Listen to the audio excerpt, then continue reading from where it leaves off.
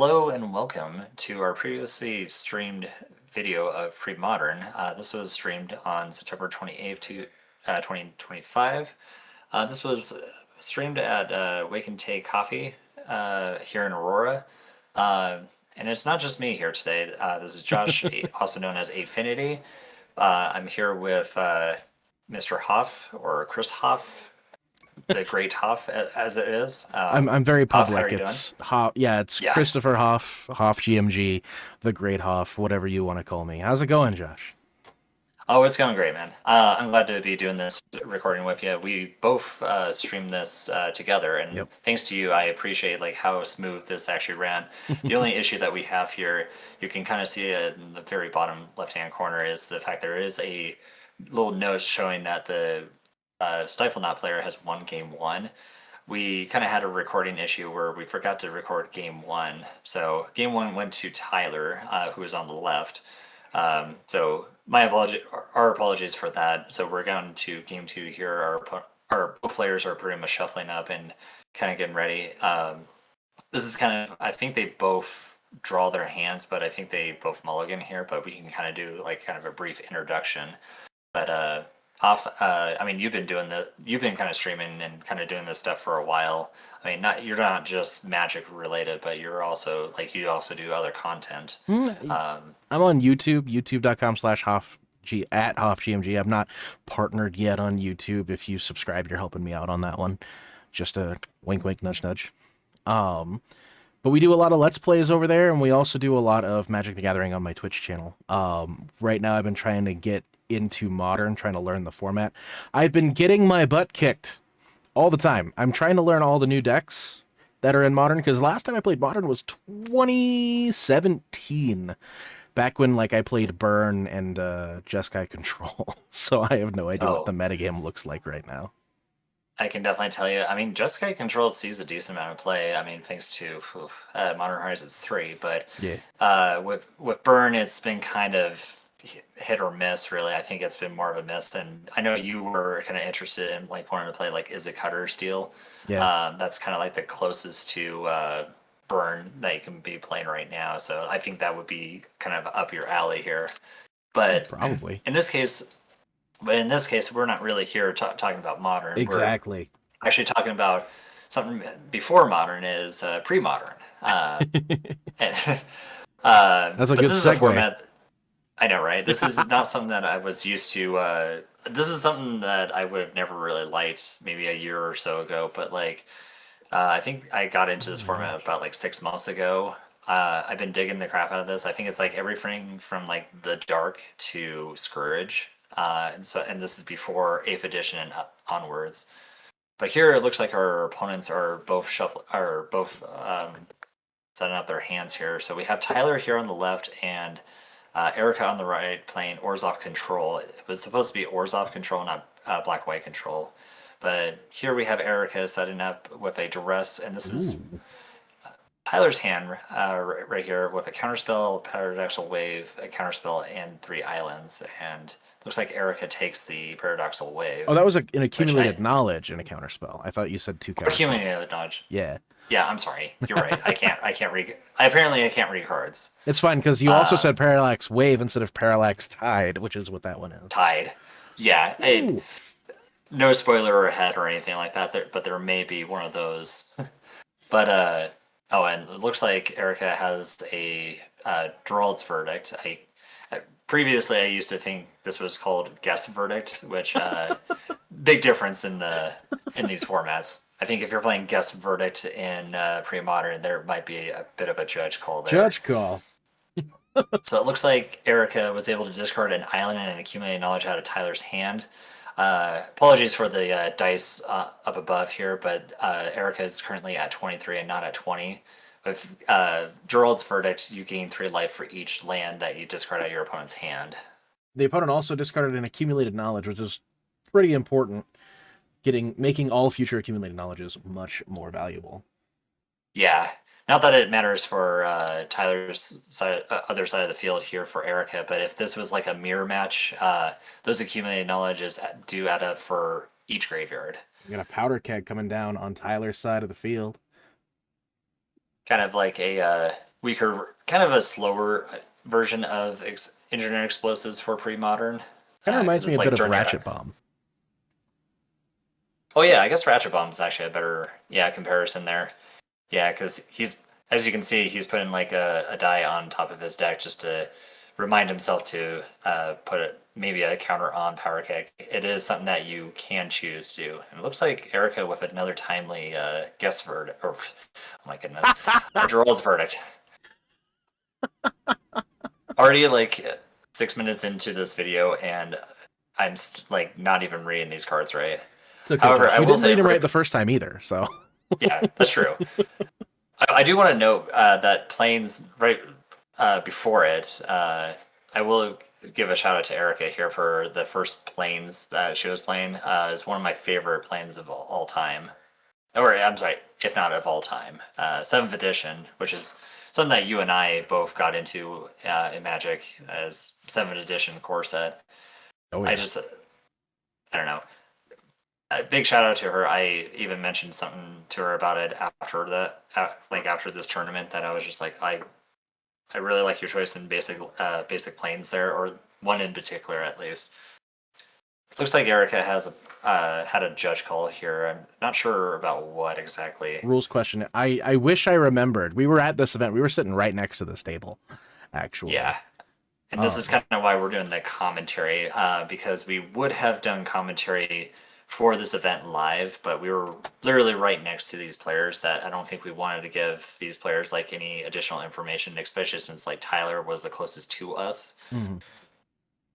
So it looks like Erica plays an Exalted Angel, and I think, and this could be a guess though, but I think she was trying to maybe morph the Exalted Angel, but if you morph the creature, it's still being considered cast. Yeah, and it did just get foiled by a Yeah. hard cast foil.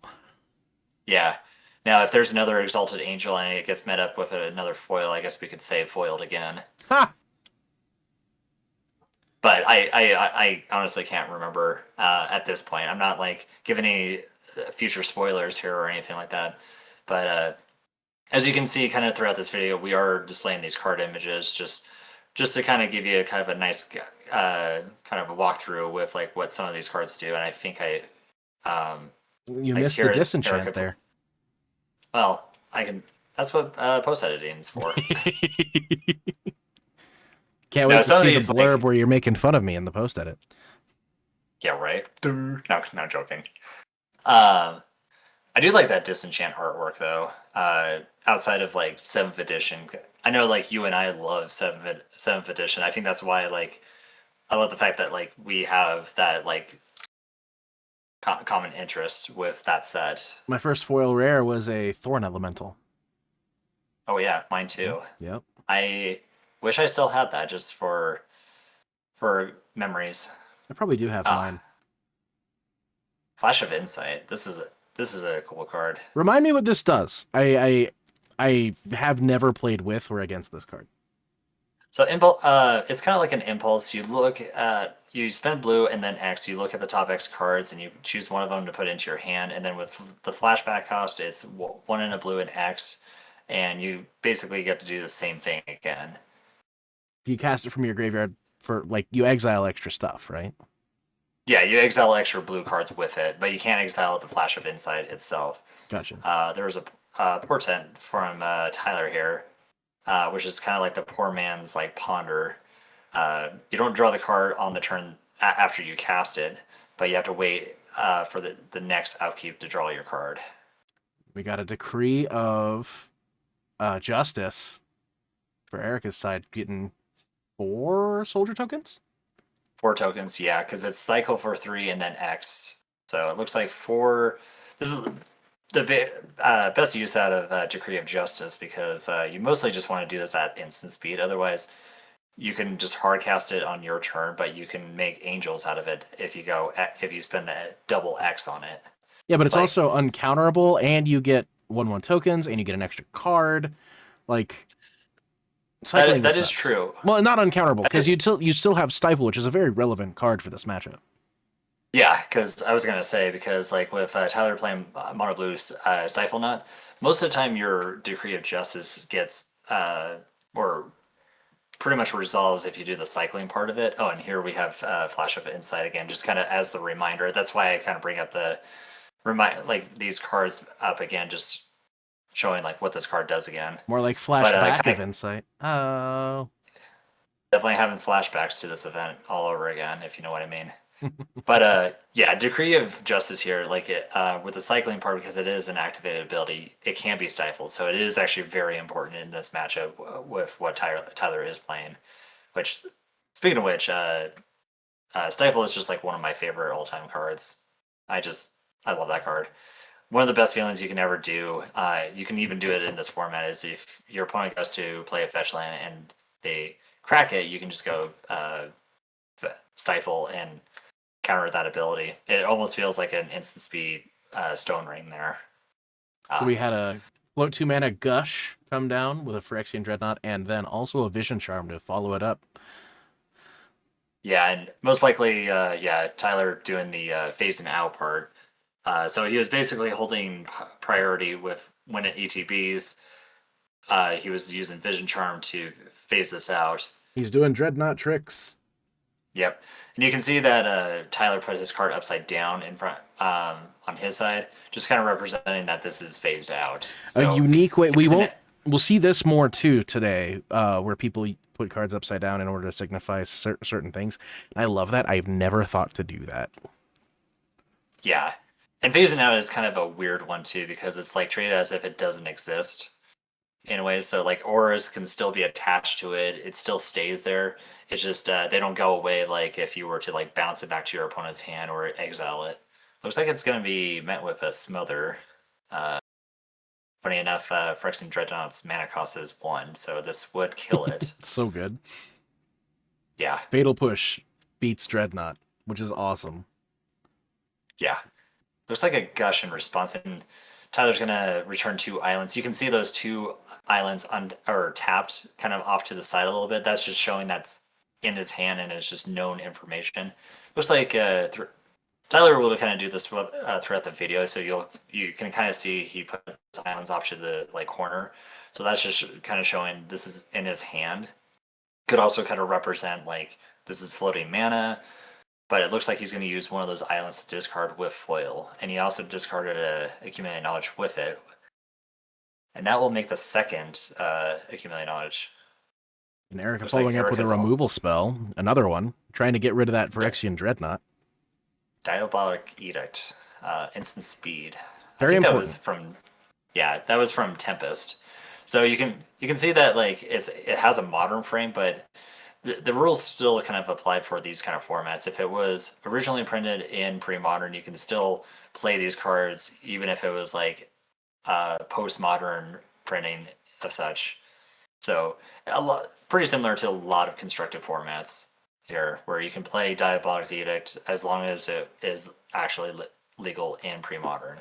Tyler using that Vision Charm to save the life of his Phyrexian Dreadnought. That's a 2-turn clock that he could just have. And Erica's really got to find another way to try to get rid of that Dreadnought. But against MonoBlue, that's going to be tough. Lots of counter magic. I was almost going to say it's actually a 3-turn clock, but I realized it's she's at 23, and I was just kind of having a brain fart with my math problems there. Good friend of mine would probably tell me to borrow some math book just to. He always gave me crap for that. Chain of Vapor. Ooh, bouncing one of those tokens. Only taking 3 this time, bringing us to 9.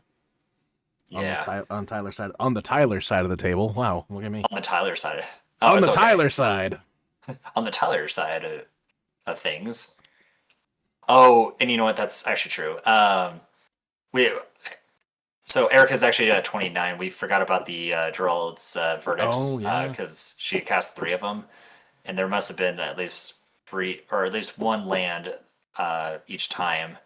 So this is so actually my math does add up here. Actually, it is a 3-turn clock. Yeah, and it looks like a Decree of Justice again for what looks like 5. And 3 turns is not a long time. Yeah. In this format. Luckily enough, Phyrexian Dreadnought has trample, so blocking the Phyrexian Dreadnought wouldn't be all that great. Well, it's more like Erica is trying to race the Dreadnought turns. Those are angels, by the way. Oh yeah, Yep. you're right. Cast for angels, not cast for soldiers. That makes sense here. After all, he is at 9 life, so this using Oh, that's it. So this was game one. Erica Game two. takes, or I'm sorry, game two. Yeah. My bad. Yeah, because we did not record game one, but that was game two, and here we're off to game three. This will decide the winner for round one of the future match. I believe Tyler is on the play here, and I think mulligans have been resolved here. Now, keep in mind, we only captured table one for the first 3 rounds of play, so you will see some repeat faces until the very end, where we wanted to try to showcase more diverse strategies in Premodern. Yeah. I do think both of these decks are something that it's kind of funny. I think you and I would, I would definitely play the Stifle Knot deck. You would easily play this Orzhov control deck. Oh, I do love the Orzhov control deck. Also, Gerard's Verdict getting immediately counterspelled. Yeah, I guess instead of discarding 2 cards, Tyler's just gonna discard that counterspell. I mean, seems worth it. Yeah, I'd rather discard 1 card than 2 cards. I mean, it did for the sake of how that was kind of being set up. That is a Mishra's Factory there. The backup plan. Another, backup plan, because this the Stifle Knot deck actually heavily relies on Phyrexian Dreadnought. So if you take away the Phyrexian Dreadnoughts, it's pretty hard to win from there on out. So you can have these Mishra's Factory to slowly beat down your opponent. You kind of kind of looking at the list here. Let's see if I can pull this up. Oh, I am pulling up the wrong deck list here. I'm looking at the Orzhov control deck. And Erica immediately follows up with a Dust Bowl to take care of the Mishra's Factory, which is going to be answered by a Stifle. Everyone's favorite 1 blue ability counterspell. That's right. Yeah, no, everyone's. I love it. Yeah, Dust Bowl is an activated ability, so it can easily be stifled. Impulse there. And I actually put up the actual OG Impulse. A small reminder on this card, the last text of it says to shuffle your library afterwards. But that's actually not true, because with Impulse, you look at the top 4 cards, choose one of them, put it into your hand, and put the rest onto the bottom. A while back, they rerouted this card because it didn't make sense to put these cards on the bottom and then shuffle it afterwards. I was gonna say, do you know the history of that? But I guess you do. Accumulated knowledge, 1 extra card in Tyler's hand. Yeah, I love that card. You just love Stifle Knot. I kind of do, but funny enough, I never really played Stifle Knot. In fact, I didn't even know it was an actual card. I think I looked at it at first and thought, like, well, you have to sacrifice like a bunch of creatures to do this. So it's just like, it seems like a lot to do for just 1 card. I mean, a huge downside, but I guess if someone would have told me down the road, oh, Stifle works very well with it, because then you're just spending a total of 2 mana on turn 2 to have a 12/12. That does seem pretty broken. And of course, at the time when Scourge got printed, I'm sure that was heavily addressed there, that it's like, oh, you can stifle your own Phyrexian Dreadnought and have a turn 2 12/12 creature with trample. And at the time, that actually seems really busted. Nowadays, it feels like it's kind of like, there's a lot of answers to it. Trying to pop the Dust Bowl, pop the factory 1 more time with Dust Bowl. Yeah, and Tyler here, I think, he's going to stifle once again. Yeah, so it immediately gets stifled there. Cycled a Decree of Justice, by the way, for some soldiers in the card on Erica's side. And a Gush. Float 2 mana Gush. One of my favorite things to do in any format where Gush is legal. Yeah. I think it's kind of funny talking about other formats. I think it's banned in Pauper. I correct me if I'm wrong there, but it's I would not be surprised if it's actually banned there. I'm pretty Okay, sure it looks is. yeah. So so Oh Tyler shit, goes we got to a go stack. Phyrexian Dreadnought. Yep, we got a stack going here. So Tyler plays Phyrexian Dreadnought with uh, Vision Charm. Vision Charm. Vision Charm. There we go. And I now was it's getting thinking Tunnel plowed. Vision. Yeah, it's getting plowed. And Tyler here is just debating if he wants to respond to the Swords Without Shares. And it looks like he's going to with a counterspell. Counterspell. So the Dreadnought sticks. The Dreadnought is phased out. Yep. And And it then looks like Tyler's going to replay one of his islands. Yep. land for turn, pass. Well, we don't. Yeah, that's another. Sorry. Oh, sorry. Go ahead. We don't have to worry about another counterspell, at least a traditional counterspell right now. We do have to worry about a foil. If we're Erica, I should say. I don't want to seem like I'm biased. Well, kind of saw a glimpse of Tyler's hand there. Looks like it's a pretty stacked hand. Accumulated looks knowledge, like- we're going to stack it up a little bit more. Yeah, and it looks like I see one other accumulated knowledge, so he would be drawing 2 cards. Mm-hmm. Yeah, another reason why I love this card so much. Yeah, and the mirrors, I can only imagine that accumulated knowledge gets pretty busted. Where, and man, it's been so Draw long since 7. I've actually had. Yeah, it's been so long since I've actually played a accumulated knowledge mirror. But back then, it was just more of a casual. Like Magic was just kind of super casual tabletop Magic, casual stuff. Like I wasn't playing like extended or anything like that at the time. I was playing like standard mostly, but I know extended existed at the time, but I never really got into that. And modern was way before modern became a thing. Extended was pretty much the modern of its time, Erica in the tank but for a bit. also a rotating format. Gonna take advantage of the Dust Bowl. situation. Dust Bowl it? Yes, we are. And that makes sense. Tyler's tapped out here, so you want to use this Dust Bowl while you can, and I don't think she wants to get stifled a third time. Might as well take care of the win con while you can. We can eat one hit from the Dreadnought. Again, sorry, gosh. Erica can eat one hit from the Dreadnought. I'm sorry. To me, the Orzhov control deck is the protagonist here. It should be, but I'm kind of like, you know me for being a blue player. I'm really rooting for the Stifle Knot player to win here, but yeah. I can appreciate a good control deck, regardless if it's blue or not. So Deadbot he gets cast. We're gonna counter it back with a Vision Charm. Well, we're phasing out the Dreadnought, so buying yet another turn on Erica's side. Yeah, I guess there are additional modes on Vision Charm. Are there? Yeah, you can. Yeah, you can also mill. You can mill target player for 4 cards. So if the game goes long, that the charm ends up being kind of another win con in its own. Oh. Yeah. No, it's choose a land type. Mills 4 cards. Choose a land type other than a basic land a land type and a basic land type. Each land of the first chosen type becomes the second chosen type until the end of the turn. So you can turn all islands into mountains. Yep. Or vice versa.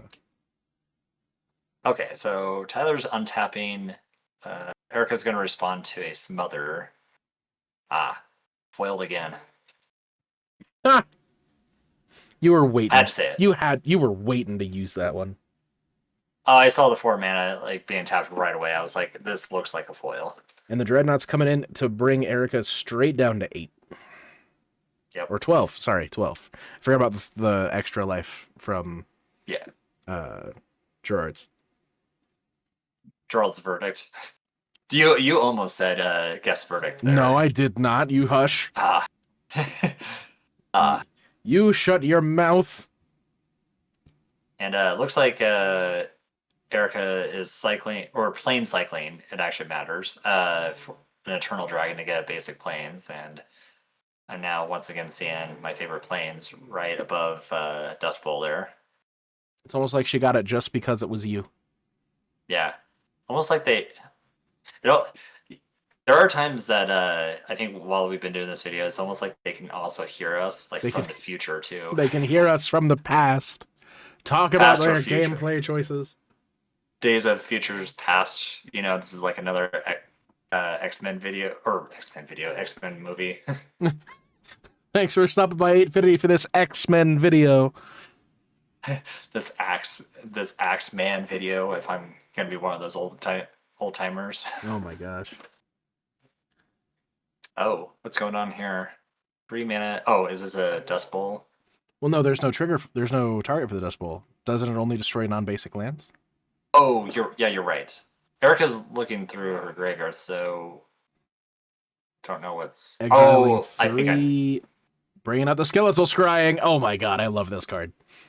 Yeah, it took me a minute because I was like, I don't think I saw anything that was in the graveyard other than Eternal Dragon that you can utilize, but that this makes sense here. So additional cost, you have to exile 3 or X's whatever you pay, and it looks like X is being 3 It's to draw 3 cards and lose 3. Yeah. Yeah.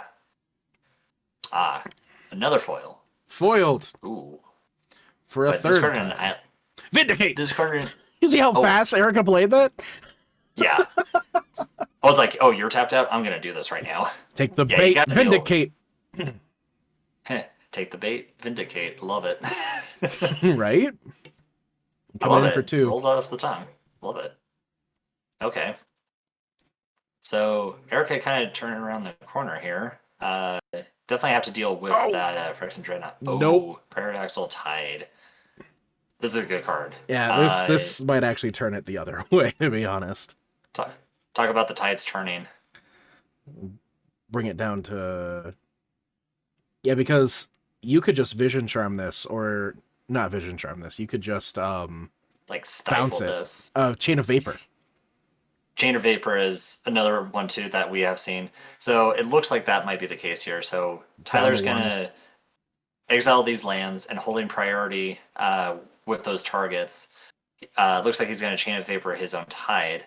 And Erica kind of taking a look at that card because this interaction can be a little confusing for some players because what happens here is you make your targets and holding priority, you then announce your targets and then bounce over the Chain of Vapors. The leaves the battlefield will trigger first. So when it leaves the battlefield, it'll see where if there's anything exiled with it, it will come back. But because there's nothing exiled with it currently, it will just leave the battlefield, and then all the other additional targets will be permanently exiled. So it'll be kind of noted right here. Forever. Gone. Yeah.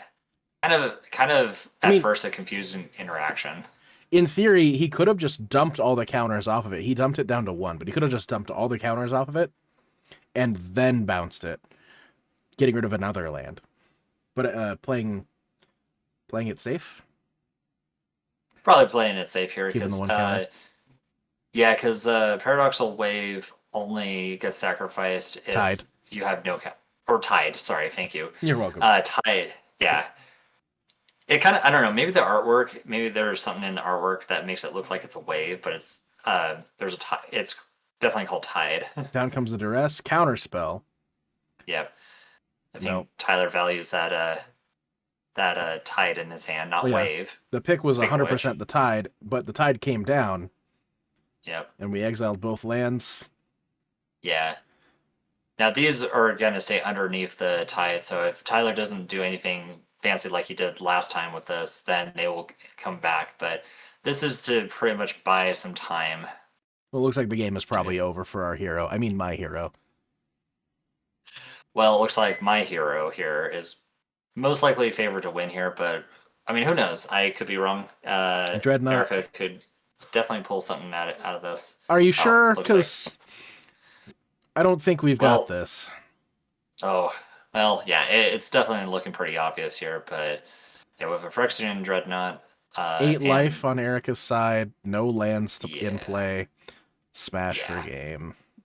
That's the match there, and it looks like we're gonna go to round two shortly after this. But that was a fun match. I kind of wish I would have gotten the first game out of it because I do remember it also being kind of a fun Well, interactive game. thankfully, I've taught you how to stream better, so that way you can make sure that you get all the games. Just as a heads up, when we were streaming on 8finity's channel, Josh's channel, um, he didn't have his VODs set to save after his stream was over. But now they do. And now Yeah, you can go when we in the future from now, from this recording and from when you watch this probably, you can go watch all of the videos that he does from this point forward yeah. on his Funny Twitch how channel. that works. All Yeah, that this raw yeah. footage. Well, it looks like we're going straight to round two here. Now we have Tyler back on the feature match again with Stifle Nut. And on the right, we have Grant playing Elves. And Grant is pretty much known locally for playing this deck in all formats as much as possible. He's kind of like me, where I like to play blue-white control in all formats. For him, he likes to play Elves whenever he possibly can. And I think Elves in Premodern is kind of well positioned when you don't have to deal with like Orcish Bowmasters. And Orcish Bowmasters obviously does not exist in Premodern. Ooh, Wyrwood Symbiote. yeah, love Revealed? that card. No, he's just casting it. Oh, he's casting. I mean, Granted is more than welcome to reveal cards to his opponent at any time. And then a second And another one's one. coming down. Yep. Another one's coming down, and a Guy's Cradle. This is what's going to start the engine for this deck. And Elves in Premodern, it kind of blew my mind that Guy's Cradle was like legal in this format because the fact that this is like the Tolarian Academy for creatures, it's kind of absurd. You think Grant has enough So mana? yeah, next turn he'll be able to, if assuming everything goes according to plan, he'll have at least 6 mana, 7 mana with the Wirewood Symbiote. Or actually, I'm sorry, Priest of Titania just came down on the battlefield, so he has 2 mana. He has pretty much a lot of mana here. Down comes the powder Powder keg. Keg. Yeah, this one might be a little bit slow here because unfortunately you don't get the counter like right off the bat. I think if you could start with one counter, then you could probably try to like be able to blow this up. Oh, Survival of the Fittest. Another I've card talked that's about banned in this Legacy. before. This is an excellent toolbox deck because you discard the squee, you go get the answer to the problem. This problem in this case being powder keg, and then you play the answer to the problem, and you answer the problem. Yeah, and here, yeah, it looks like Grant got a Natuko. What is it? I'm trying to actually look at the deck list here.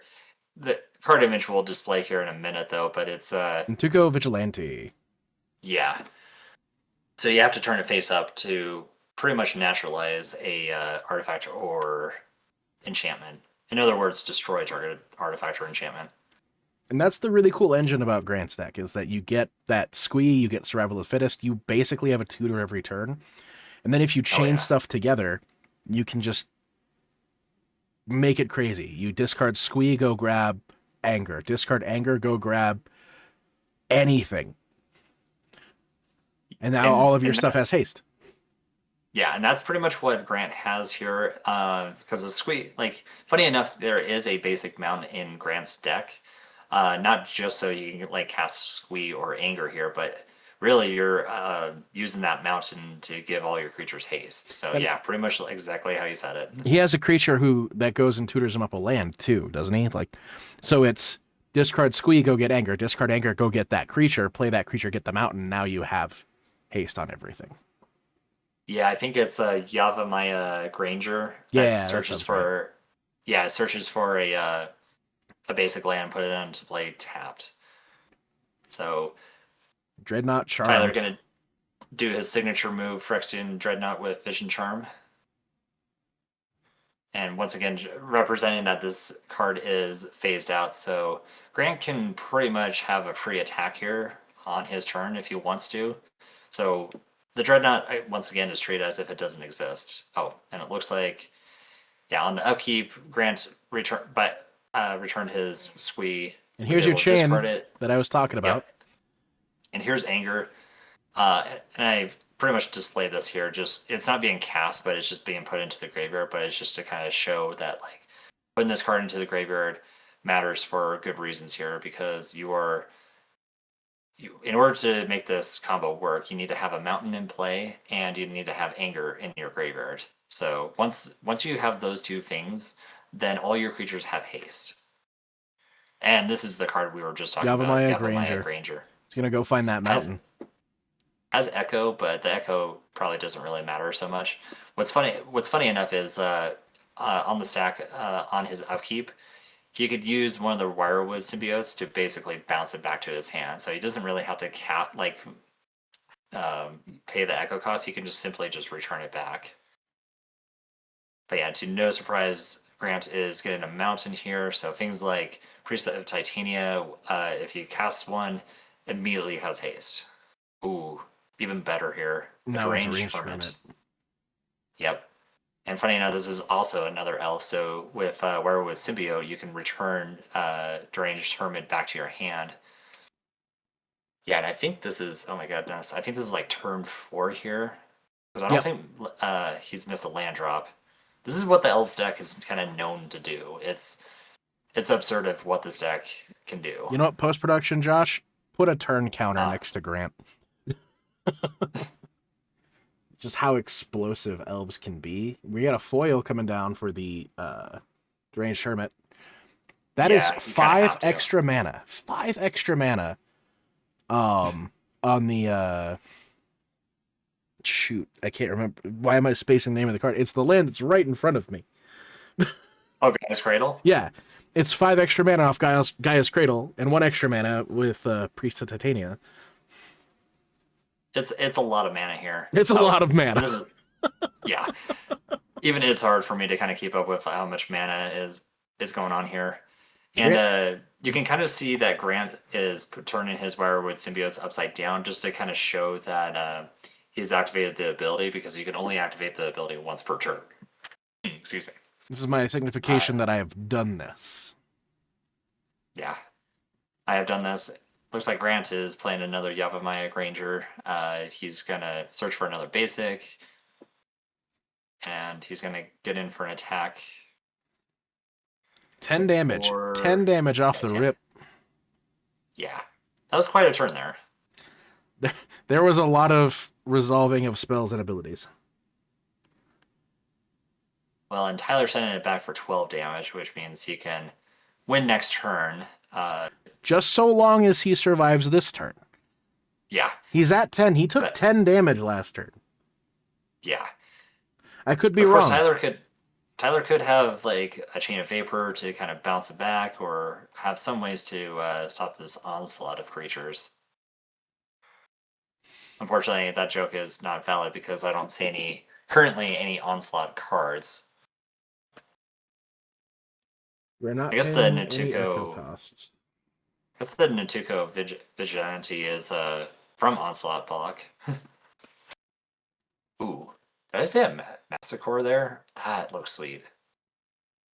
Oh, Tribal Force Mage. Okay, that's a card. So this is like the Creator Hoof Behemoth of the time. You can morph it for 3, and then I forget what the morph cost on the other side is here.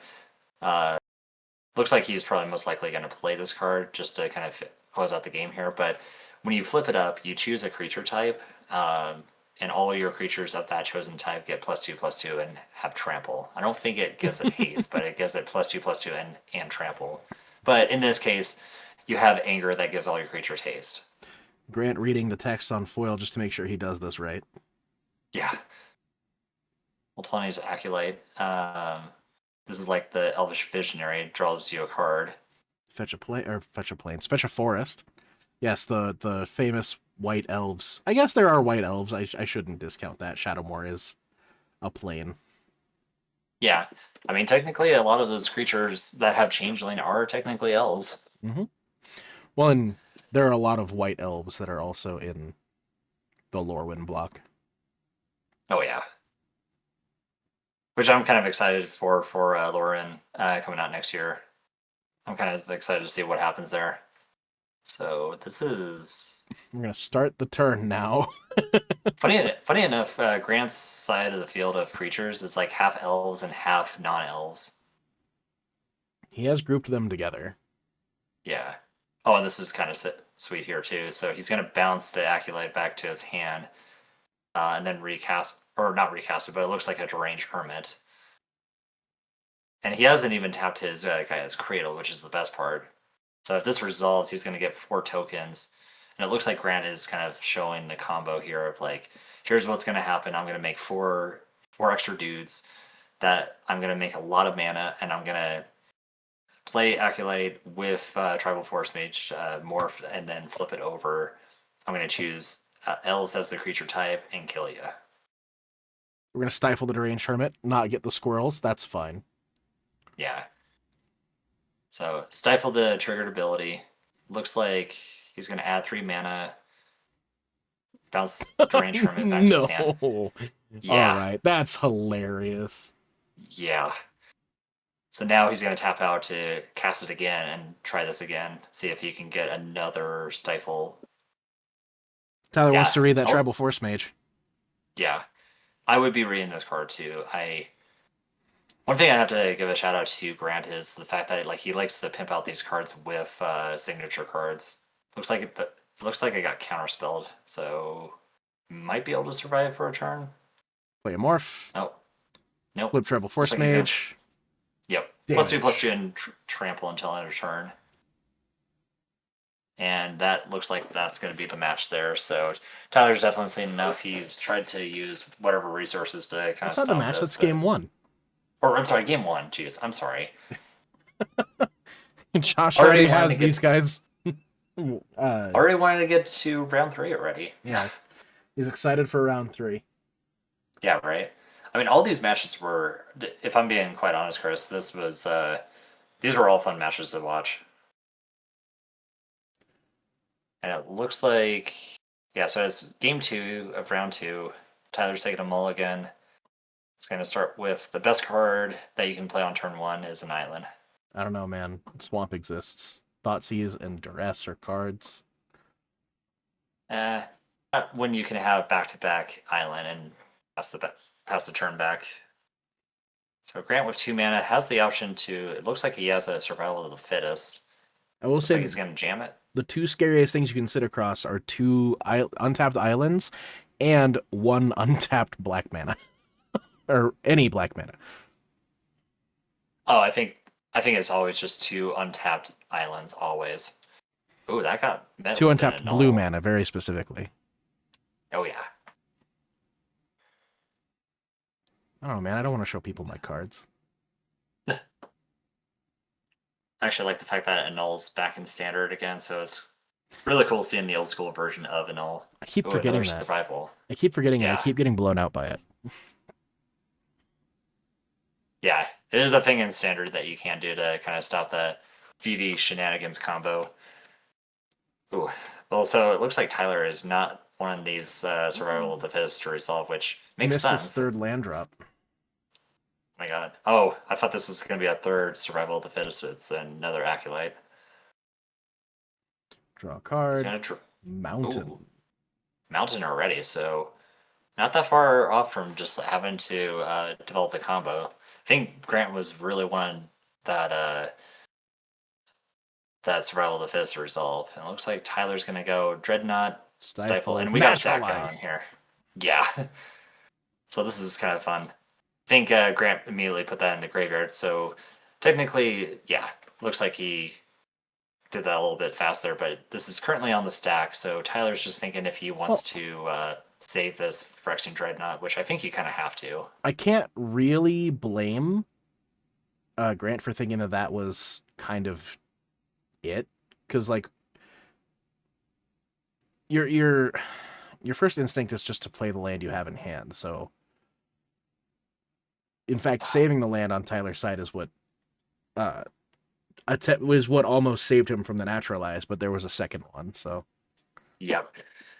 Yeah, and the issue with the Stifle Knot deck is you're kind of all in with this Dreadnought, so I think it was smart for Tyler to kind of just use all of his resources while he can. Oh my goodness, You there can't is a really third survival. you can't really use a secondary win con against this deck. Like, you can't just chew away at your opponent's life very slowly with the factories. Yeah, I mean, against a deck like this, you have to kill your opponent with Dreadnought as fast as possible. Oh, well, and it looks like Grant is starting to uh, do the engine again, where he's discarding Squee, and it looks like he's going to search for a Wirewood Symbiote. Oh, and he's tapping his factory. Not sure why, or maybe he's just trying to show it off, being like, "Oh, mine's the winter version of Mistress Factory, mind That's you." summer, isn't it? Summer or something. Well, maybe. Kind of hard to see from this angle. It looks like it's winter, but I I could definitely be I could definitely be way off on this. So Granite has a Wirewood Symbiote. He's going to discard the Squee again. So we've gone back to his turn. He's going to search for a Deranged Hermit. The fact that this card's an elf by itself is just so good with Wirewood Symbiote. You can just keep making more dudes out of this. Yep. Looks like that's it. Immediately what he's going to go for. So next turn, he will have at least, if I am counting that right, 7 mana. So Tyler's going to need to see an answer here. He's going to start with a Poor Man's Ponder, as I like to call it. Oh, and also kind of a... No, please, go ahead. Oh, no, actually, one thing I wanted to point out, too, I think with Portet, you can also choose your opponent. Like, you can actually make a target. You can shuffle their library, too. Yeah. So if they've been spending the game scrying or surveilling stuff to the top, you can just like, no, I don't want you to have that. Funny enough, there's no scry or surveil in Premodern. Well, So right. It's just one of those things, though. Oh, yeah, yeah. Where in other formats, it kind of does end up mattering. Discard and Squee, what are we going to get with the Survival of the Fittest? I think we're looking for Anger. That's what we're looking for. Yep. This makes sense. Because now it looks like Grant is trying to combo off once again, and it looks like... Oh, was going to get a Wirewood Symbiote? He was, but he went for a Priest instead. That makes sense. He's got a Wirewood Symbiote right there on the table. Yep.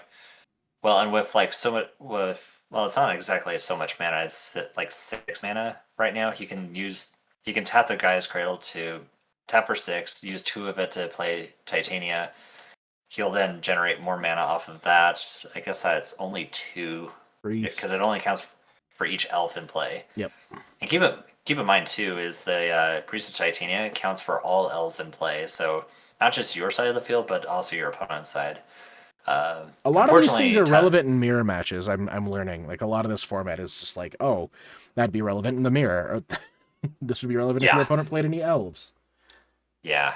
And Tyler's seen enough here. Just kind of gets blown out back to back with this deck. I feel like this is kind of a bad matchup for the Stiflenaut player, since there's not really a whole lot of board wipes that MonoBlue kind of does, other than like Powder Keg there. But to respect for both players, they played very well. They played to their outs. Tyler definitely had to play just kind of go all in with the Phyrexian Dreadnoughts. I believe this is our only 2-0 finish this night. I can't remember. I mean, we're going to be going to round here right about now here. So we've put Grant back on the feature match again. So this is still for like table 1. Mm-hmm. Grant here is going to be playing against Ben, who is, spoiler alert, on Orzhov control. So we have Orzhov control back on the feature match again. Which so I just gotta say, man, Ben's energy, incredible. I love Ben's energy, Ben's excitement. While we were setting up everything, he came and talked to us about it. Like, dude's real cool. Shout out to you, man. Oh yeah, actually both players indeed. In fact, speaking of a shout out, I actually want to give a shout out to Grant, because Grant also has a podcast on Spotify called Mile High Mana. Check that out sometime. It's pretty much all things Magic. They'll talk about like tournament Magic, things locally here in Colorado. They pretty much just put like a new podcast whenever they have the time and availability to do it. I don't think they've had one in a couple of weeks, but they try to kind of stay up to date, in tune with like the current metagame, whatever it's legacy, modern, standard, whatever it is. It's just all things Magic. I love listening to their podcasts, and for anyone who's kind of watching this, I recommend just like listening to their podcast on Spotify. Definitely check them out. Duress on the elf player. We got 2 forests, a squee, goblin, a bob, and the Yavimaya Granger. So that Yeah, duress just whiffs. yeah. I was just gonna say one would call this a whiff, but you get to at least what I like to say, Jajaxian Pro minus the card draw. I mean, one of the most valuable things in any card game, in any game with hidden information, is getting that hidden information. So in that way, that's why I like cards like Duress and Thoughtseize and things that let you look at your opponent's hand. Whether or not you get the card, you have the information. You know what you're playing against. You know what could come down. So it's just invaluable. Oh yeah, yeah. Having that information in hand at all times, it definitely gives you a huge advantage on like what to play around, what to kind of play against. Here, like Grant's nice enough to actually keep these cards revealed for the camera, the feature match here, It's a casual level which event though, so it makes total sense. yeah. I think in a highly competitive event, I mean, it kind of depends. Usually, like if the games go pretty long, I have no problem just like laying out my hand and be like, "Hey, here's my hand." Save some time writing down that information there. Gives a Corliss and a Oh, Morph coming down for Ben. We've got a Phyrexian Furnace as well, so we're just going to keep chewing up that graveyard, yeah, which is very and relevant, Phyrexian, especially when you have Anger in a deck. oh yeah, and here in pre-modern, in certain formats, you can rearrange your graveyard and it doesn't really matter so much, but here it actually does matter because Phyrexian Furnace actually has that line of text where you remove the bottom card of target player's library. So when you rearrange your graveyard in pre-modern, or like if Grant were to rearrange his graveyard, that would be technically like a disadvantage, or I don't want to say cheating because Grant is not that kind of person who would do that, but you actually cannot legally shuffle your graveyard Well, yeah, because it. if you rearrange your graveyard in any way, shape, or form, it ruins the the abilities on these cards and like their restrictions. So makes total sense. Yeah, and here, like you can kind of see it like a bit of a shuffle with the creatures that went into the graveyard, but this I'm not exactly 100% sure. They all go to the graveyard at the same time, so I think you can kind of put them in order on how you put them in your graveyard. Yeah, So I think, because Bane of the yeah, Living killed them all at the same time, you dictate the order in which they go into your graveyard. yeah. I'm no judge on this one, but that sounds about right too, because from what I noticed, like Grant also put his squee kind of on top. So then that way it wasn't on the bottom because Ben could easily take advantage of exiling that squee, Mm-hmm. which the other line of text with Phyrexian Furnace, if plan B, he could also just exile target card from a graveyard and draw a card, so you can get rid of that squee when he gets another chance. But Grant here is just going to actually hard cast squee, which is also not a bad thing too when you're facing up against a 4/3 creature. Also, I was a judge, if you remember. Oh yeah, kind of remember Yeah. that. Yeah. Hey, look, it's a guest verdict. I mean, Gerald's Oh verdict. my god. Gerard's verdict. Oh, we get the Yavimaya, not the Yavimaya, the Gaia's Cradle. Yeah, the Yavimaya Cradle. Yeah, that one. And that was actually a timely one from Ben, because Yep. that guy's cradle was gonna hit hard, I'm sure. I mean, Grant is technically in top deck mode, so you would have had to have a good follow up with Gaia's Cradle. That was Right the now, highest monetary value Gerard's verdict I've ever seen played. yeah. It also gains him 3 life too, so that matters a lot against his Elves player. And Ben gonna plane cycle for planes, and then with Eternal Dragon, you can also bring it back from your graveyard to your hand, but you have to pay the 5 mana during your upkeep to put it back into your hand. Hence why they call it Eternal Dragon. So he doesn't have the mana to do that, unfortunately, but he's going to draw his card, exile a card, exile land, and I don't think Grant has any way to bring back those lands. Not that I don't think it really matters. No, but as long as you keep the graveyard empty, you keep chewing that thing up. As soon as Anger or Squee hits that graveyard, you just take it. Oh yeah, And you don't lose your furnace. You can just keep going. yeah. This is like a relic of Progenitus for Premodern. We got a morph coming down on Ben's side. It could be one of two cards, another Yeah, Bane of the looking. Living or an Exalted Angel. Yeah, that we saw in the last Orzhov deck that Erica was playing. So, but this one we did not see Bane of Living in in that round. So I actually really like seeing Bane of Living. This is a unique creature which when you unmorph it, it actually affects all creatures on the battlefield, including itself. So you can actually kill off Bane of Living. It looks like Grant result a survival of the fittest. But because of Squee in play, he can't do this whole like discard Squee and search for his best creatures here.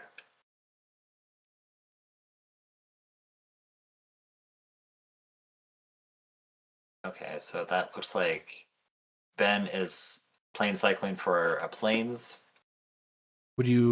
Could he plane cycle for a swamp? He cannot. It actually says on yeah. I'm making fun of you. Huh. I mean, I don't know. I don't know how to read cards. I mean, who knows? Maybe he can search for a plains. I mean, if dual lands were actually legal in this format, you could search for a scrub land technically. So yeah, there's your swamp. But unfortunately, you can't. He's gonna play that plains. I saw a duress, and I think I saw a what was a vindicate. And here comes the Exalted Angel, flipped over. Yep. Coming in hot with 4 damage. Ooh, very hot indeed. And lifelink, by the way, before it was lifelink. Followed up by a duress. Nothing to take, but again, that information. Well, so it's kind of like lifelink to an extent, but the wording on that card actually matters quite a bit because it says whenever Exalted Angel deals damage, you gain that much life. So funny enough, you can if you can give it like Spirit Link, you can actually gain it's like double strike for lifelink at that point. Also, Grant opting to search for several cards before searching for Anger, just to give himself a little buffer for the Phyrexian Furnace.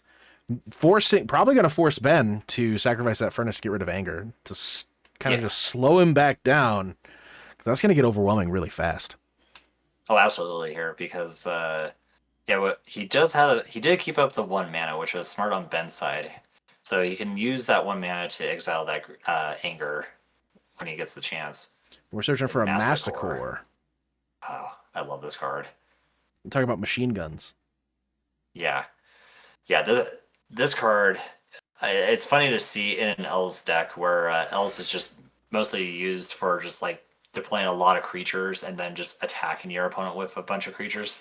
Massacre here is like his deck generates so much mana that he can play Massacre, and depending on like the mana that he has available, he can sit there and, like you said, machine gun his Ben's creatures here.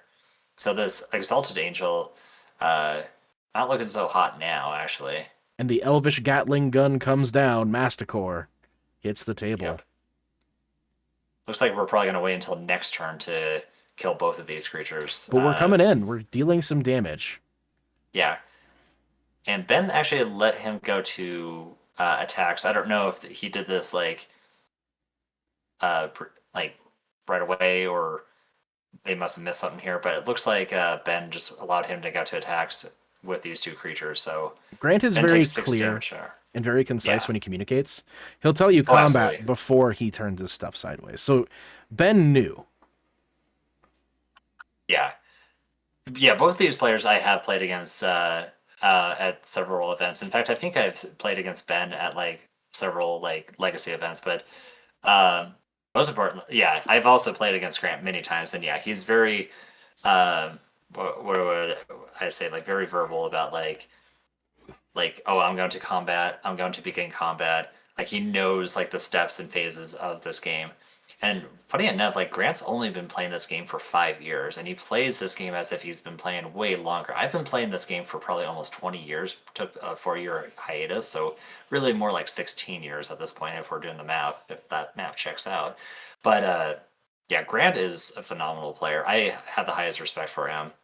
He plays this game, like I said, he's been playing this game for 5 years, but I sometimes kind of feel like I don't believe that for a second. It's like, you've been playing this game for 5 years? No, you've been playing this game way longer than that. You're making that up. We got to But vindicate on the stack, by the way, targeting survival of the fittest. Very important. well, okay, yeah, I was kind of talking there for quite a bit because the way he's pointing the vindicate, it looks like he's trying to target the massacre, but it looks like, Did he yeah, change you're his mind? right. Yeah, he He is targeting the massacre. Because when he initially played it, he pointed at the survival, but he probably changed his mind on that one. Yeah, there might have been kind of a communication of like Ben was like, "Oh, I'm going to target your survival." No, there it is. massacre. Survival of the fittest. That's right. Yeah, I kind of had this muted, so I'm not exactly sure if he was probably saying, "I'm going to target your massacre." Oh, actually, I'm going to target your survival of the fittest, because with massacre you can pay 2 mana to regenerate. So this is good here. Here comes so the on your upkeep. The Mesquite gun. The Mesquite gun. I love it. The Mesquite gun. The Mesquite gun. Yeah, and this is actually how these triggers work, because 2 of them go on the stack. You have Massacre and Squee. So you put Squee into your hand first, and then you discard it with Massacre. Otherwise, Massacre just gets sacrificed. A Priest of Titania. Kind of surprised that Ben is not using this Phyrexian Furnace right away. I think he's trying to time this to where maybe if Grant tries to deploy enough creatures, he can, I guess, like stop it from give them all haste, I guess. But well, he gunned down the Bane of the Living. Yep. We got an untap from Ben. More like he's gonna tank for a minute. More like it's Bane of the Dead now. Yeah. Yes, I know. Bringing back Eternal Dragon. Huh. That thing never dies. I get it. Friction. Okay, so he's going to exile the bottom card. Still doesn't want to sacrifice that furnace. I mean, Squee and Anger are both in the graveyard, so I guess he's gonna. Well, speaking of machine guns here, I guess he's gonna slowly machine gun away Grant's graveyard. So, but I guess here it's 1 by 1. I think the theory here is that he wants to potentially get rid of that anger before a combat step that's dangerous to him, because he is mitigating the Masticore's combat damage with the Exalted Angel, which is going to force Grant to kill the Exalted Angel. Okay. And here it looks like it's a swing for 6 damage. Or wait, did he also attack with the 2 Elves? I might have missed that too. So no, it was only 6. I think it was only 6 damage. Okay. No, he was at 14. Yeah, he was at 14. It was 6 damage. Okay. You can check the tape. Okay. Yeah. Let's do a replay now. Instant replay.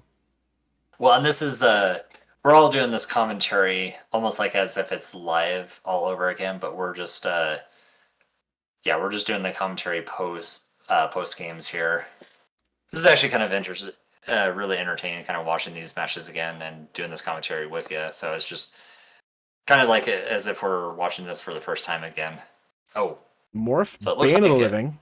So it looks like Grant wanted to respond to the morph, because that is something that you can respond to, but you can't respond to when it gets flipped up. However, in this case, when it does flip up, there is a triggered ability. Yeah. In most cases, if you flip over a morph creature, you can't respond to it unless it has like when you turn this card face up. Yeah, Morph is an interesting ability. If you've never played against a Morph or with a Morph card before, you pay 3 mana to put it in play face down. And then what happened on Ben's side is he held priority after the Morph spell resolved to then pay the mana to activate the Morph ability, which actually morphing, like unmorphing or flipping it over, does not use the stack, but the ability itself that's attached to it when it morphs, when it turns face up, that ability uses the stack. So Grant didn't really have a window to hit the morph creature, the 2/2 morph creature, before it turned face up. And the ability went on the stack. Yep. Tangle Wire hits the table. Yeah. Ooh. And I promise you, our audio may sound like it's not in sync with this, but it is. Yeah, I was gonna comment on that Tangle Wire, but we wanted to discuss Morph there because you did see like Grant kind of put like kind of like a stop there, like, oh, give me 1 second here because going back he can't respond to that. But with this Tangle Wire, I love this card because Tangle Wire, like how it works is you start with 4 fading counters, and during each player's upkeep, they have to tap an untapped artifact, creature, or land that opponent or that player controls. But when it goes to your turn, this is the best part about Tangle Wire is you can actually stack the triggers in 2 ways here. You can stack it to where you remove the counter first, and then you assign your targets on what you tap shortly after that. Yes. So you remove the fading counter, and then you can tap whatever. In this case, in fact, funny enough, I'm sure you're probably thinking of it too. You can actually tap the Tangle Wire itself. That's the best part about this card. Yeah, no, it's great. You aren't nearly as disadvantaged as your opponent is because you could just use Tangle Wire to eat up one of those tap effects. Yeah, and because Grant is playing Elves here, and that it generates so much mana that it doesn't really matter so much. So he can really afford to, like in this case, he can. Now that it's going down to 2, he can tap the Tangle Wire and 1 land. So no big deal on his side. Now there might have been an argument to maybe tap that mountain, since that mountain's probably like not getting any use, since I think there's Squee and Anger in the graveyard. But he ended up using a mountain for Survival of the Fittest. So did he? Or no, he used it to cast it with Survival. Yeah, you're right. Yeah, but. I can't speak for Grant because he is definitely the better Elves player than I am. You don't play. Funny enough, I actually used to play Elves. Like when I first started playing Magic, it still is my favorite creature type in Magic, along with like goblins. I know it's like some of the boring kind of most popular creature types in general, but like I do love Elves. I do love goblins. My first Legacy deck my first Legacy deck there was Goblins. Decree of Loved Justice. being able to like Wasteland. I'm sorry, but Decree of Justice got cast for 2 angels. And then we got the Deranged Hermit coming down, and there's going to be a lot happening here. Still have Anger in the graveyard. Okay, never mind. We're not going to play it out. Ben says, never mind, you can have this one. Yeah, Grant kind of saw the writing on the wall there. Grant's already at 4 life. He has to have an answer to not just 1 but 2 of these angels. So yeah, thanks for pointing that out too, because one might just assume that those were just like soldier tokens, which is a common thing that you can do with Decree of Justice. But the other mode, you can also just make 4/4 angels, which this deck is actually best at combating against Elves, which Elves has a lot of like low to the ground creatures that can't block flying. As much as we love duress in this house, post-board, I think we bring that thing out, right? I mean, you kind of have to worry about like Survival of the Fittest. I mean, I think you also kind of want to keep duress in for like potential like maybe I don't know. I'm thinking of natural lice here in this case, but awkward sideboard tech. I think. Yeah, awkward sideboard tech. I think you still want to keep those in. Maybe there's an argument. Yeah, you could take those out since you are playing Gerald's Verdict. There, I said it this time. Ha! You said You said Geralt's. Gerard. Gerard. Gerald. Oh, no. I don't know. That's how I pronounce it. I know there's times that people have pronounced like Kalitas or Kalitas. I think what was it? I think it was Gabby Sparks that would pronounce Kalitas as Kalitas, which I found to be really strange. That is one card that I have heard 6 different pronunciations for. Yeah, Garuk or Garuk or whatever. Yeah. They're fantasy words. They're pronounced however you want to pronounce them. Yeah. Speaking of which, we also had Grant just play a Multani. But then we have a Dust Bowl coming down on Ben's side, which Dust Bowl is very valuable if your opponent's playing the Gaia's Cradle. I said it right this time. Gaia's Cradle, or that I've also heard that pronunciation too. But you can also Gaia's Cradle. I don't know. I always say Gaia's Cradle. Well, it's irrelevant because it got vindicated. Yeah. Yeah, Grant, or I'm sorry, not Grant, but Ben could have waited a turn to play his 4th land and Dust Bowl it, but that just seems kind of like a turn wasted. Ooh, Wall of Blossoms. A second Cradle down, Wall of Blossoms, and I think a 3rd Cradle is in Grant's hand right now. Yeah. That's kind of awesome. Gaia's Cradle, a legendary land, so unfortunately for Grant, he can't play multiples of those, otherwise that would be cheating. And then Engineered Plague, speaking of cheating, Elves player can't play creatures. As long as they're, if they're 1/1s, yeah. Right. Oh, here's a 1/1 that gets around it. Yeah. It's an insect, not an elf. Yep.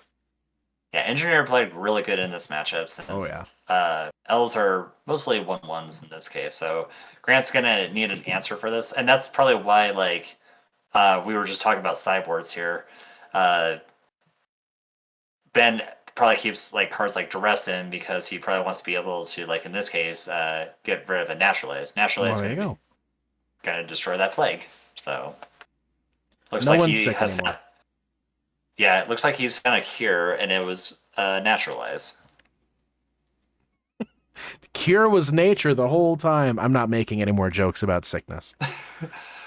Oh, man, that almost kind of reminds me of that really bad M. Night Shyamalan movie. Was it The Happening or whatever it's called? Told you we're not making any more jokes about sickness. All right, well, I'm kind of down with the sickness. Oh, no. Oh, I can make these jokes all day. Well, I can also make... That was also another reference. we're on Grant's turn now. He's using Gaia's Cradle to fill the board with some elves. We have, on the previous turn, Ben did play a Morph, which could be a Bane of the Living, which could make all of this board building by Grant potentially irrelevant. Yeah. It would be kind of like a Michael Cera in this case, and be very awkward for Grant in this case. But we don't know if that's a Bane of the Living or Exalted Angel. Is this what we get on round 3 of these recordings? We get memes and references? Yeah. Okay. Like I said, I got some stashed somewhere. And I'm sure Grant was kind of hesitating on casting both of those L's there because, he doesn't want to fall victim to a Bane of the Living. Looks like a Plains is going to go into Ben's hand from the Eternal Dragon. Oh, looks like he has drawn an Exalted Angel, so this face-down card could be another Exalted Angel, or like you were saying, a Bane of the Living. Well, we could have we could have 2 Exalted Angels down. I think Grant is banking on it being an angel just because of the way he's building the board state. You almost have to. You almost have to fortify like this. Well, Ben kind of tanking here a little bit, which is reasonable because I think he has options. He has 6 mana, so you can morph this Exalted Angel and Vindicate on the same turn. Got another morph. That one for sure is an Exalted Angel. Okay, and the fact that he has 3 mana open, this looks like a Bane of Living would be my guess. Because he didn't use the Vindicate on that Gaia's Cradle, which part of me kind of almost want. I don't know if I'm in Ben's situation here. I kind of want to vindicate that Gaia's Cradle, but you can also save that for a later turn for Dust Bowl. Because right here he can generate 7 mana. And that Bane of the Living would only be for a 1, but that's all you really need to get rid of the entire board. Especially now Yeah. with the Deranged Hermit coming down. Yeah. If that's Squirrels a Bane of would the get, Living, the whole board gets blown away. yeah. These squirrels are technically 2/2 creatures, but because Deranged Hermit is a 1/1 creature, it would die, and then it would shrink the squirrels from a 2/2 to 1/1s, which they already have -1, -1. So yeah, so here it looks like all these creatures are going to die except for Wall of Blossoms. He did use Wirewood Symbiote to put one of them back into his hand. I didn't catch Yeah. which one it was. Kind of surprised that. Oh, he might have been respond. No, I guess he was. Oh, yeah, that's true. I think it was. Looks like another Elves, a Flinthorn. What is it? Probably a Flinthorn Findhorn Elves. Elves, yeah. That sounds about Yeah, right. may need the extra mana for that. But another big swing back in the favor of black-white control, which, gosh, the sheer amount of craziness that this deck can recover from is impressive. Yeah, yeah. In this match, it's kind of starting to come back to me here, but uh, this matchup just looks like a lot of kind of back and forth interactions here. Like now it looks like Grant is kind of cycling through Guy's Cradles, playing some creatures, and playing a Massacre. And we kind of saw this in game one. Uh, looks like he might be trying to set this up once again to machine gun both of these creatures. So it's almost like deja vu all over again. So Ben, going to Ben's turn, I think. He probably won't have enough mana to do them both, right? He'll have enough Uh, mana to get rid of Bane of the Living. That one will go. yeah, Guy's Cradle at 3 mana, so and then the 2 mana from the Forest and the Elf. So yeah, I guess he's one short from killing the Bane of Living. Oh, Vindicate. It ends up not Well, mattering. yeah, well, timely Vindicate here because Vindicate says destroy target permanent, but it doesn't also have that added text of it can't be regenerated. Right. And regeneration during this time of the pre-modern era, there was a lot of things where like regeneration actually mattered a lot. So like things like Wrath of God, that does a lot of work right there because you can destroy Massacre with Wrath of God. Well, and So Grant that couldn't quite turn the corner there. He couldn't keep up with the two morph creatures after losing his Masticore. So it's going to be tied up 1-1 here between Ben yeah. and Grant. Yeah, and I think Grant kind of had to go all in there. Just had to kind of just assume that face down card was not a Bane of the Living. I think he was thinking like he could beat an Exalted Angel, but not Bane of the Living in that board state. Oh, speaking of deja vu, this looks like it feels like I'm watching game two all over again. Right, there's a lot going on.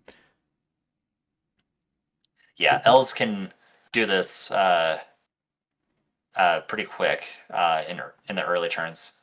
Yeah, turns 2 and 3 are probably like your most important setups for this deck because like here, this is turn 3. You can already see Grant deploying some creatures, having this like extra value of just being able to return an elf or return a forest, untap your lion or elves. So like it looked like he was able to do was it like he could make 5 mana in that like turn 3 if he wanted to. Been off to a slow start here though. It looks like he's doing what Control does best: is land go.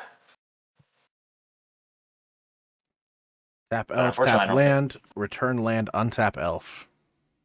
I You don't have think 2 Ben is green. holding up. I don't think Ben is holding up counterspell here. I don't think so either. 4 Oh green, wait. Masticore coming down.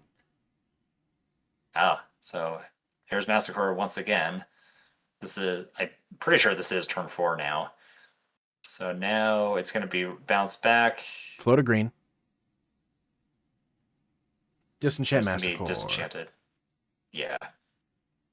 Ah, and I see he he responded to the ability, to the untap ability Mm-hmm. there. Very good. Very Priest good. of Titania. Oh, okay. So Priest of Titania adding 2 green next turn, and this is a face down creature. And this is one thing I do love about Ben here. You can kind of see off to the side here. He's like kind of showing his hand, almost like he's being on the feature match here for some reason. Um, but also very helpful with us, like kind of being able to know what's in his hand. I Right. feel like I've been kind of, I feel like I've been kind of ignoring parts of his hand here, but it looks like I'm seeing things like Decree of Justice, Scrying, and a few lands in his hand. Mm-hmm. So I didn't really catch that morph creature. It could be a Bane of the Living. It looks like this is where Grant is trying to maybe just kind of go on all in once again. Grant's going ham, guys. Cradle followed by a Masticore. But even if this is a Bane of Living, at least the Massacre will be able to survive because it's a 4/4. Well, it's not going to matter anyway, because I don't think... I'm going to go down to 3 mana. Cast Multani's Acolyte. We have the ability to just get rid of the morph creature right now. Only 2 toughness. It costs 4 mana to machine gun it down. Mm-hmm. Grant checking his lines here, and he's probably just going to go straight for...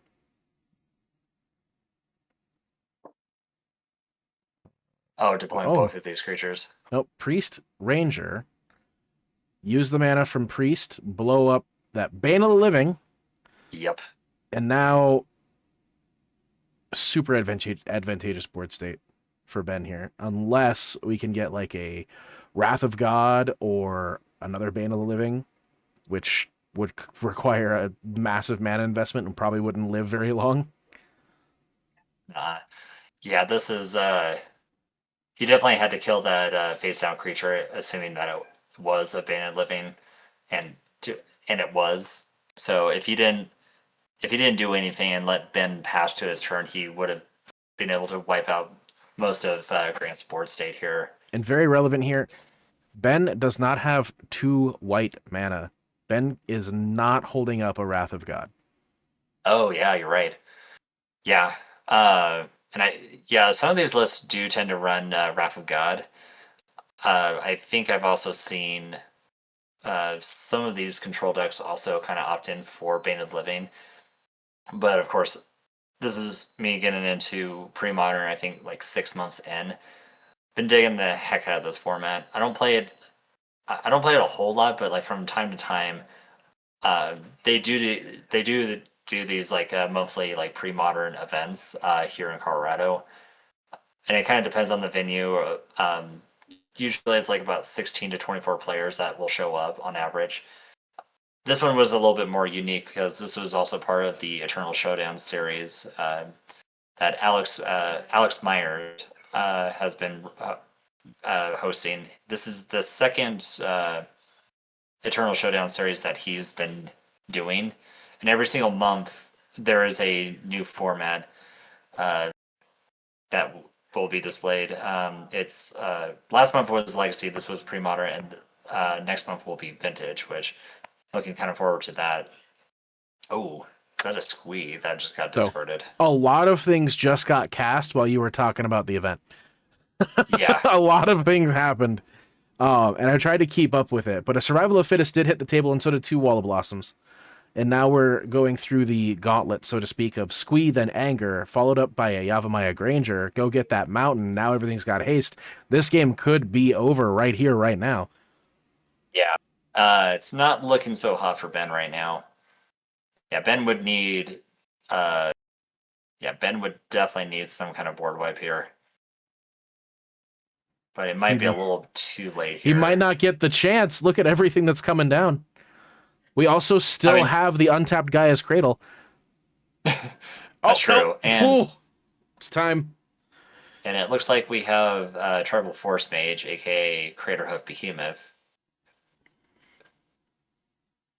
Yeah, so and Grant's he plays his deck so fast. Like he knows the ins and outs of this deck. So Make a you can bajillion definitely mana. tell that he's been playing this deck for quite some time. So Tribal Force Mage, obviously, I would assume is naming Elves. Unfortunately, some of these creatures don't have that elf creature type. Looks And like Ben everything has probably turns seen enough. sideways. Coming in Looks like hot. he's responding. The Ben decree of trying to be justice. Ben trying to be a good sport about it and just be like, well, I can make a 1/1 and block you, at least one of your creatures. I can block But the most damage. 2. yeah, Or 3, I so guess. sadly enough, Evan lost, or I'm sorry, Ben lost there. But so weirdly enough, we were trying to get a different deck, which we are doing here with Evan here on the left playing Opalescence. But we got surprisingly enough got Ben back on the feature match. Which was not So this is intentional, but not all in all like a bad thing. yeah. So I apologize. This is another Orzhov control deck. We would, but to be fair, there was actually a decent amount of Orzhov control at this event. So this seemed like to be like maybe like the best deck to be playing for that day. But this was also kind of nice to see because you wanted to get Opalescence on camera here, which I definitely like a lot. Our buddy Matt loves loves this card in general. This one right here. Plays like a blue white version of it in his pre-modern build. Oh, is that a Mariah's Guile? Mary's Guile, turn 1. Mariah's Guile. And this is when I grabbed this deck, and this is when you were like, oh, it's the green version. And I was like, yeah. Yeah, I was thinking it was like the blue-white version where you can just like put all your enchantments into the graveyard and then replenish it. It's a little bit unique here because what Evan's trying to do is kind of like the same strategy. He's trying to, I mean, he kind of wins mostly with Opalescence, deploying a lot of these enchantments that you're kind of seeing so far. So he's off to a really good start playing Mariah's or Mary's Guile. I want to say Mariah's Guile because of like Odyssey, but and then leading it with a turn 2 Seal of Cleansing. Ben's gonna do the tried and true method of morph. Okay, yeah, it's morphin time.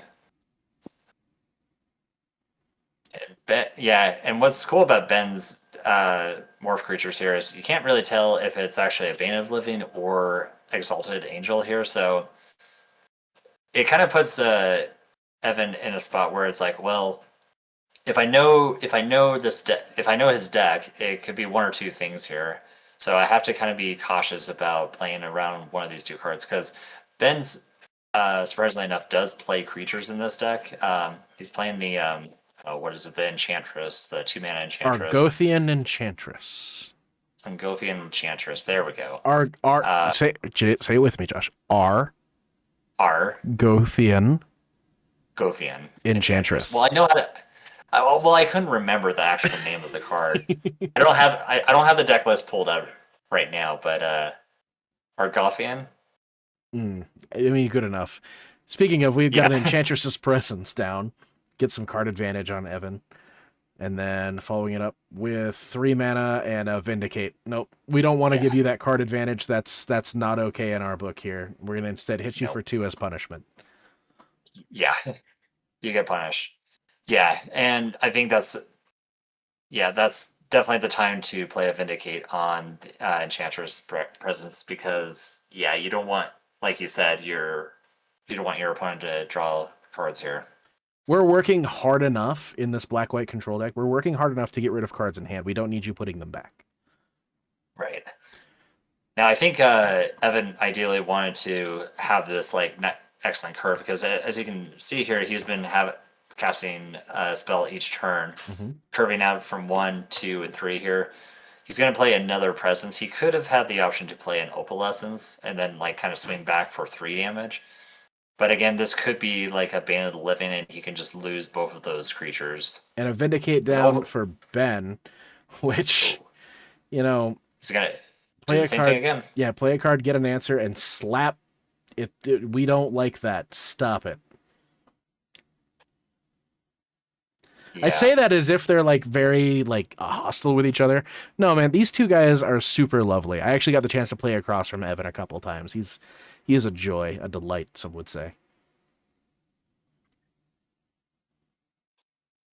Oh yeah, yeah. I played against Evan plenty of times. I think we played each other in like RCQs, Dual Commander. Uh, while back, I think I've also played against him in like Pioneer. Well, Josh, here's the It, parallax wave. Here's the yes, not wave, not the Tide. tide, the wave, which The exiles Wave. creatures. I'll be completely honest. Like I have mixed the two up because I seriously thought like Paradoxal Wave in this case was Tide, and vice versa. We attacked for 2, but we got by the parallax wave. Bane of the Living Yeah, was the card. yeah.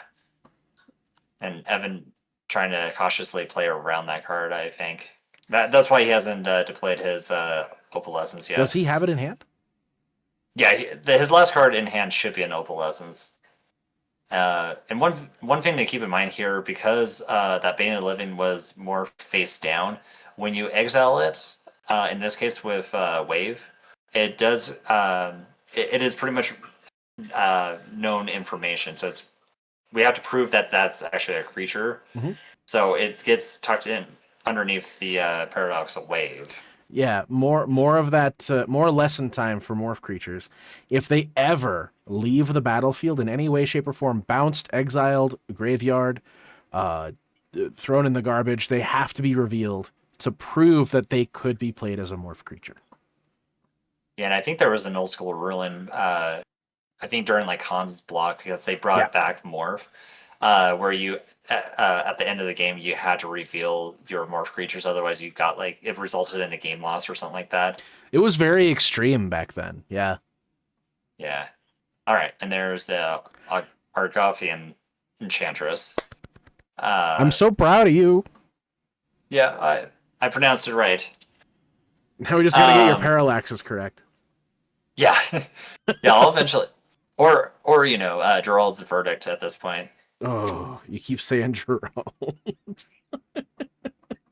I mean, this game you can seriously pronounce these cards three different ways, and who knows how. Like I'm sure there's the proper way to pronounce some of these cards. Of course, I would be kind of interested to see like anyone watching this. They'd be like, "Well, this is how it's supposed to be pronounced," because kind of going back to with the whole Kalitas thing, Mm-hmm. or Kalitas. I pronounce it Kalitas, but when I would hear people pronounce it as Kalitas, it's like, that's not how it's It's such pronounced. a But heavy T, right? Like yeah, toss.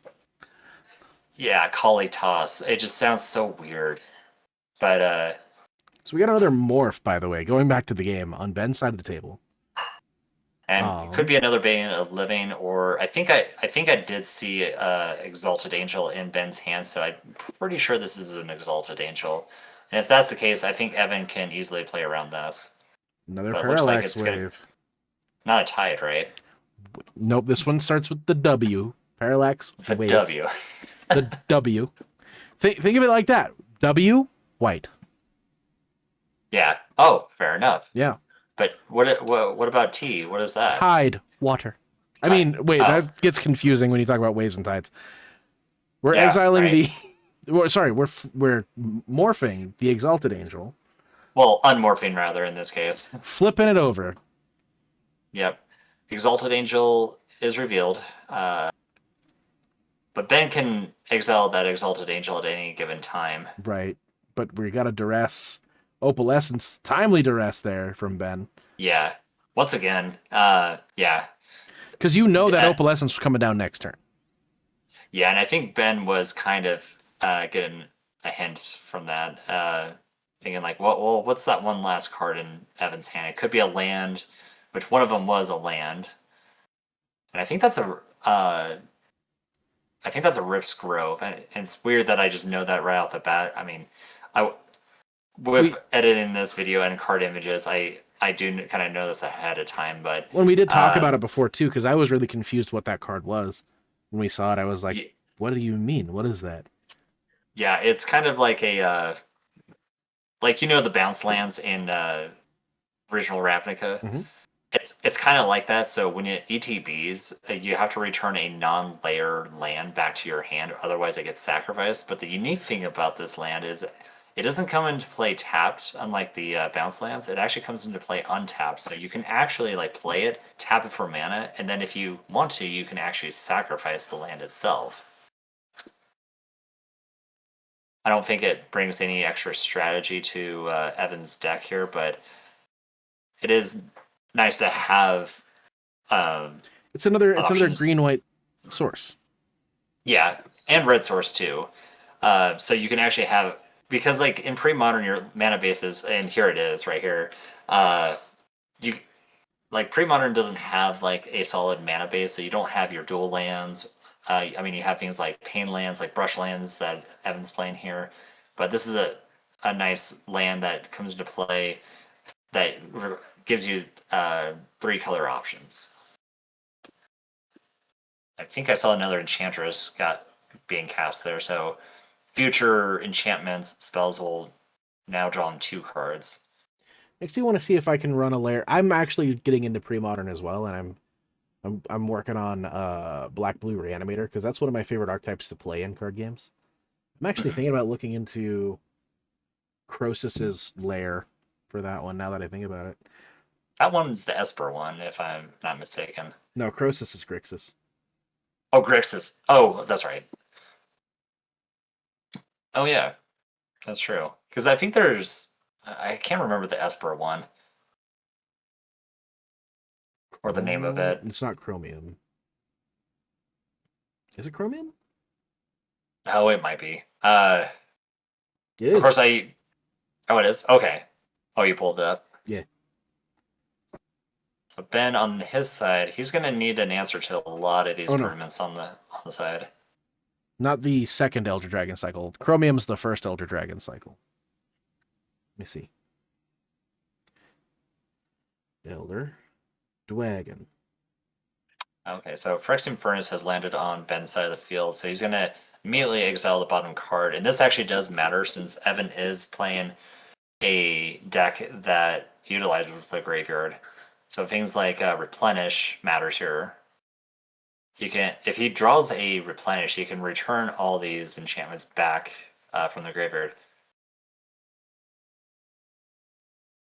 Small kind of detail on this here, though. It can return stuff on Ben's side of the battlefield or graveyard, so he can return.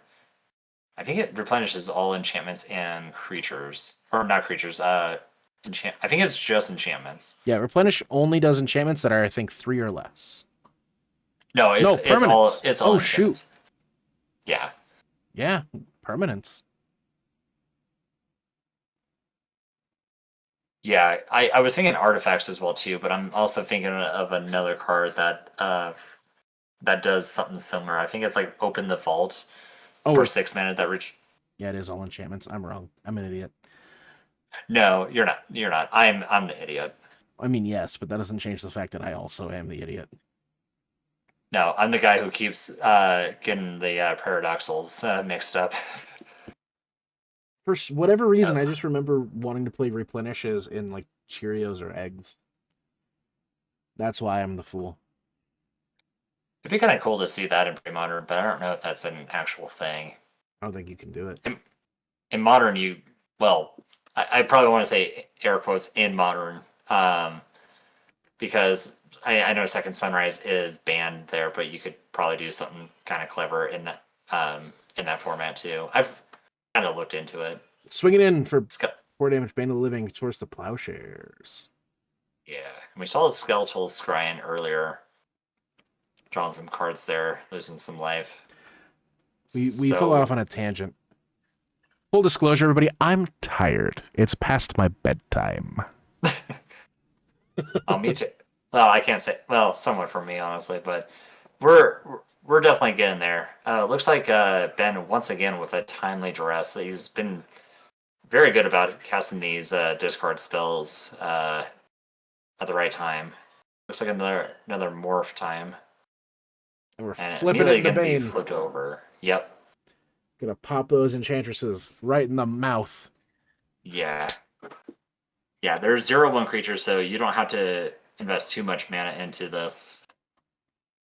Now that Exalted Angel looks like it may be on the battlefield, but it's actually exiled with that Paradoxal Wave.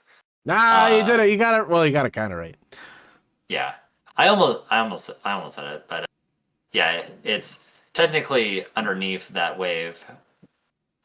But another thing with Paradoxal Wave is that uh, that angel will be exiled for another 2 more turns.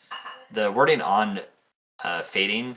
So even though he'll remove the last counter next turn, doesn't mean that Paradoxal Wave goes away just yet.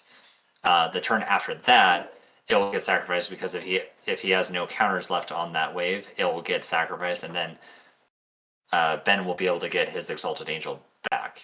Right. And we saw this Sterling Grove from Evan's side of the field. And Evan, this or is a sorry, Ben sitting on a disenchant. He could get rid of that parallax wave whenever he wants and get that angel back. well, he would if Sterling Grove wasn't on the battlefield because Exactly. Sterling Grove here gives all of his enchantments Shroud.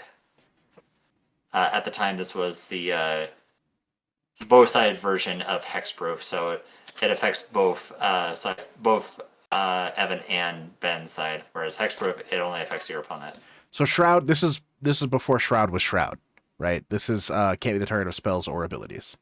Yeah, they actually had the whole like long text on these cards. I guess that hasn't changed too, because Magic still is wordy. I'm gonna Vindicate, targeting Sterling Grove. Sterling Grove's gonna pop. We're gonna go find probably an Opalescence. No. Well, I was just gonna say that could be one, but I kind of agree with Ben here. You kind of have to get your card draw engine going on here. But looks like he might be changing his mind. Probably going for the Opalescence. Oh, He's got them let's both see. sitting at the Are you front. right? He's thinking. Want to take a bet here? No, I think he gets presents. dude, I have no money. Presents. See, so looks like I would have won that bet. You would have if there was a bet. I spent all my money on Magic cards, though. Well, you can give me some of your cards for what is it, the Reanimator deck that you're building. I have this. I'll Harpy take the token. Chroma. No, my Achromas are mine. Okay, fine. I don't know. I'll let it pass. I don't know why. I've just become really attached to Achroma. Playing another morph. Still a good For card. Ben. And I think that one was an Exalted Angel. I kind of saw a glimpse of it as he was putting that card face down.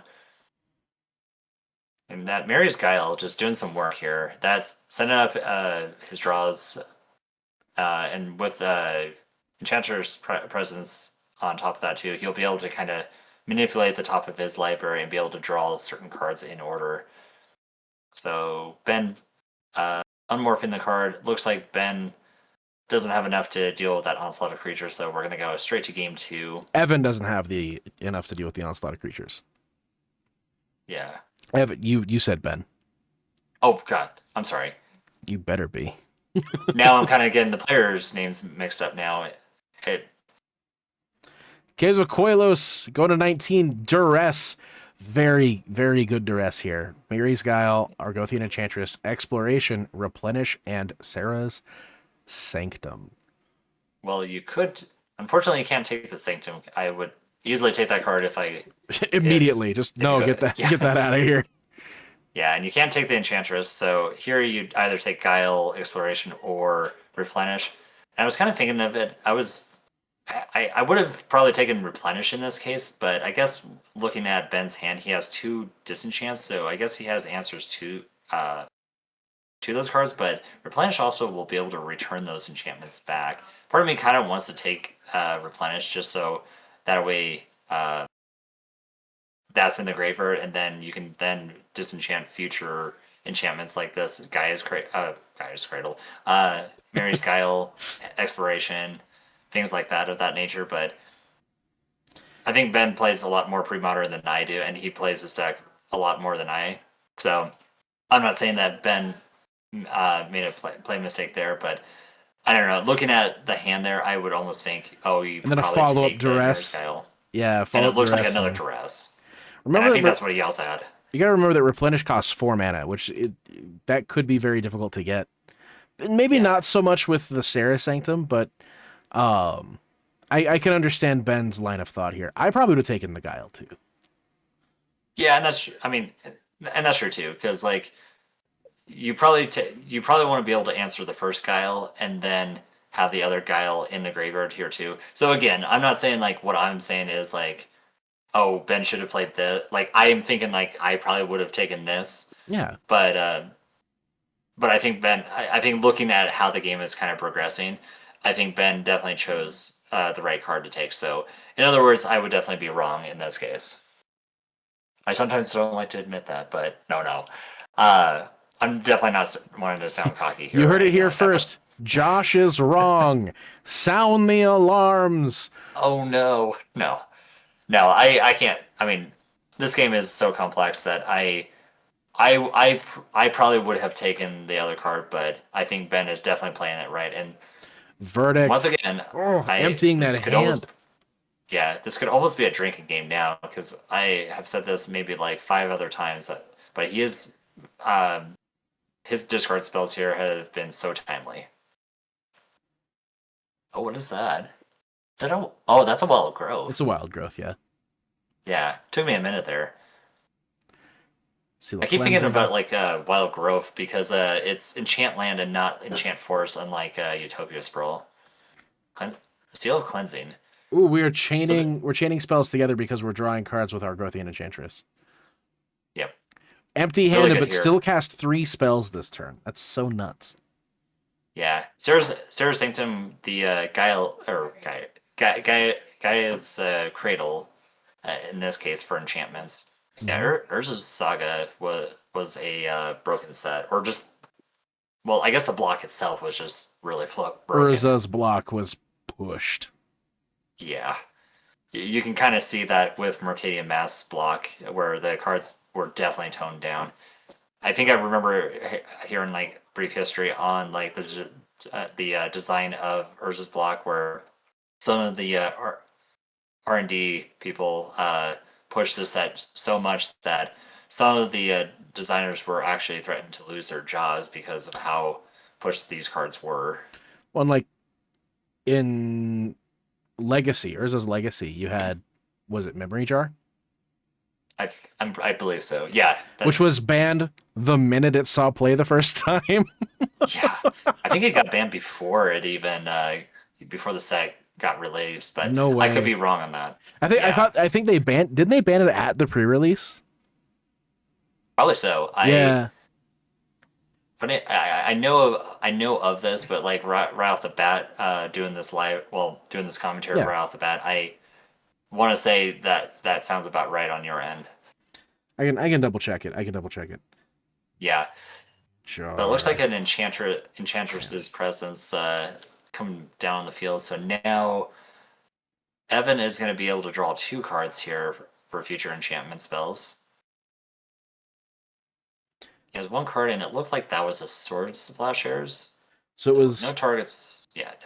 it was banned on release. It wasn't banned at pre-release. Oh, okay, ban on release. Yeah. Big. Yeah, I think some players were probably playing it at pre-release and thinking like, "Oh, this card's busted." It's a very minor difference. Banned on release versus Yeah. banned on pre-release.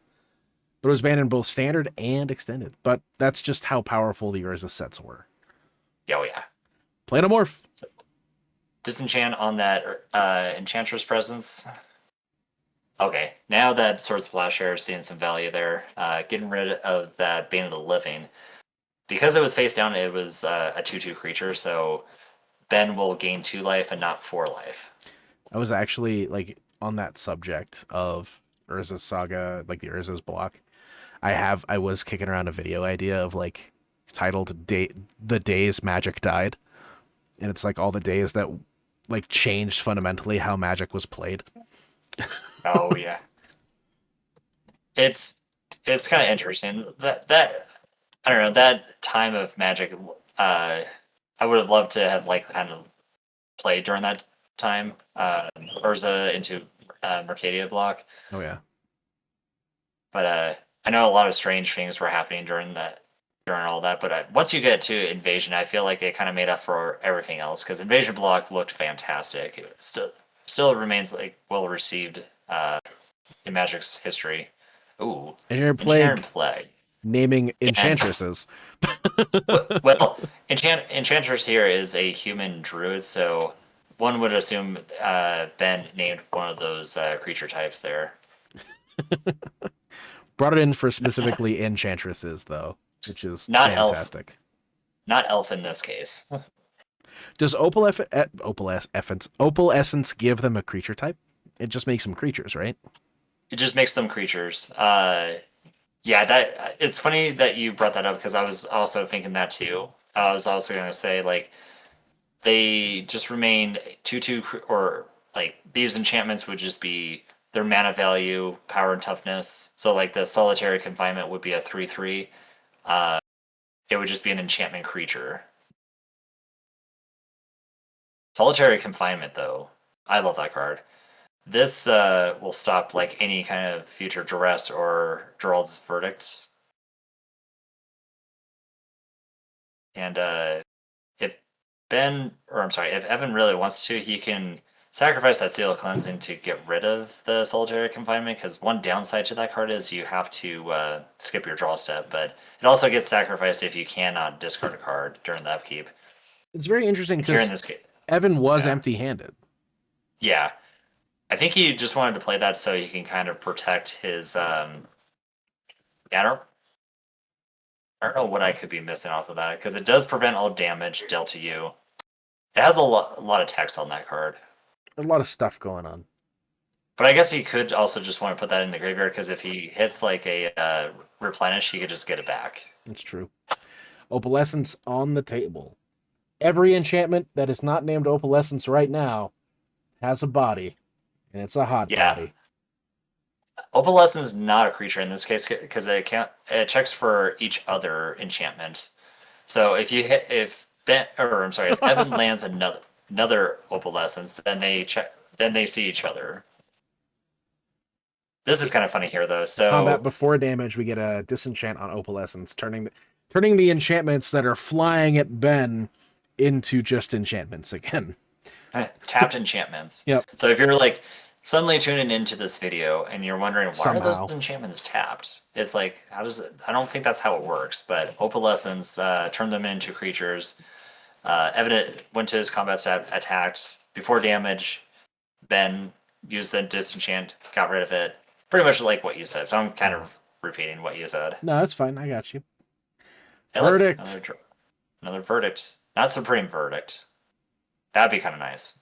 That would actually matter quite a bit if those enchantments were creatures. So, Mary's Guile.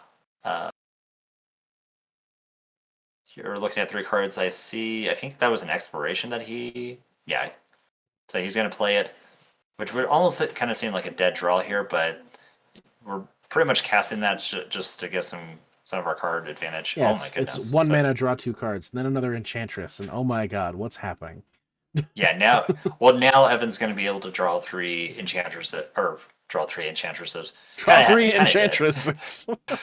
No, he's going to draw 3 cards every enchantment spell he casts. Ben's side, he's going to do a Skeletal Scry, and I think I saw X is 3 here, so he's going to choose to exile 3 cards. Don't think the graveyard matters so much other than Eternal Dragon for Ben. So he's just going to, I think he's going to choose 3 cards randomly here. And draw 3 cards. Let's see what he draws. He draws a. Oh, God. That feels bad. Yeah. Normally the control decks like to see their land drops here, but in this case, you kind of need something. That is a rough draw 3, especially when your hand looks like another Skeletal Scrying and Seal of Cleansing, which don't like the Seal of Cleansing can do a lot here, but it's not going to right now. Oh my god. Miri's Guile, Enchantress's Presence, draw 3. Yep.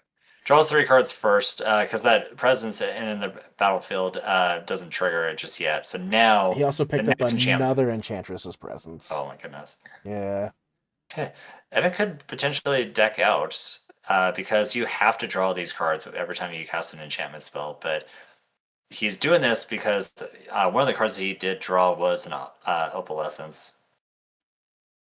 And this is, oh yeah, I do remember this. So you can kind of see Evan putting some of these enchantments back, like kind of behind the lands here. And this is just to represent that these enchantments technically have summoning sickness. Yeah, the Miri's Guile and the Enchantress's Presence and one of the explorations. Mhm. To kind of show that that that Wild Grove also a creature too. So I'm wondering if It's an aura. It's non-aura enchantments. oh, non-aura, yeah, Yeah, that's right, that's right. that's very important. Yeah, because then it can't be attached. Okay, Creatures can't yeah, enchant things. that's true. So I think Ben was pointing out that The other Enchantress's oh, Presence was also summoning sick. yep. And then Evan playing a Paradoxical Wave here. Uh, Have you ever this one wanted to also, play a card and draw 3 cards? I mean, that's me. I love drawing cards. How about The best 4 three, cards? yeah, the best 3 words you can say in Magic is draw a card. It's better if you can draw more than one card. And then Evan putting counters on the wave just so he remembers that because it does enter with 5 fading counters. Evan also went through his combat step, attacking for 1, 2, 3, 4, 5, 6, 7 damage, bringing Ben down to 8. Yep.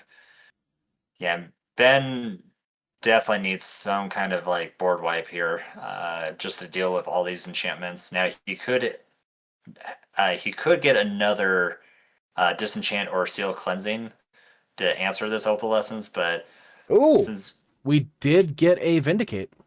Vindicate is also another answer there too. I do see a seal cleansing that can also answer that opalescence. So Yeah.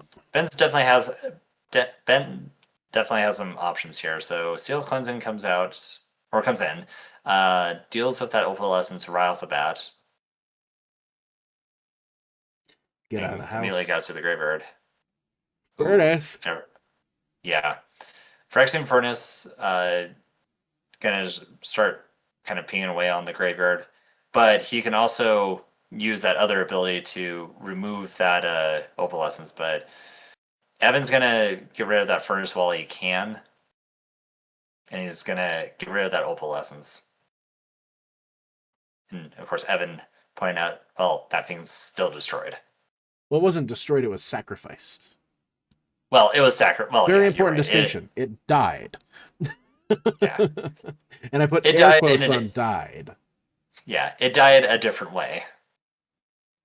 We appreciate your sacrifice, Phyrexian Furnace. Farewell. Now that Oh, opalescence, come. oh, That's another awesome. one. Yep. That's excellent. I Now love it's it. kind of funny that Evan scooped his cards first before Ben. Oh yeah, Um, Ben probably just said like, yeah, no, you got this one. yeah, you got it. So for clarification, obviously Evan won that match. I kind of found it a little bit funny watching this video, editing this video where he kind of scooped up his cards first before Ben, and just without any context, it would just be like, "Oh, hey, I'm going to play this card that technically wins me the game, but I'm going to concede." I've done that But before.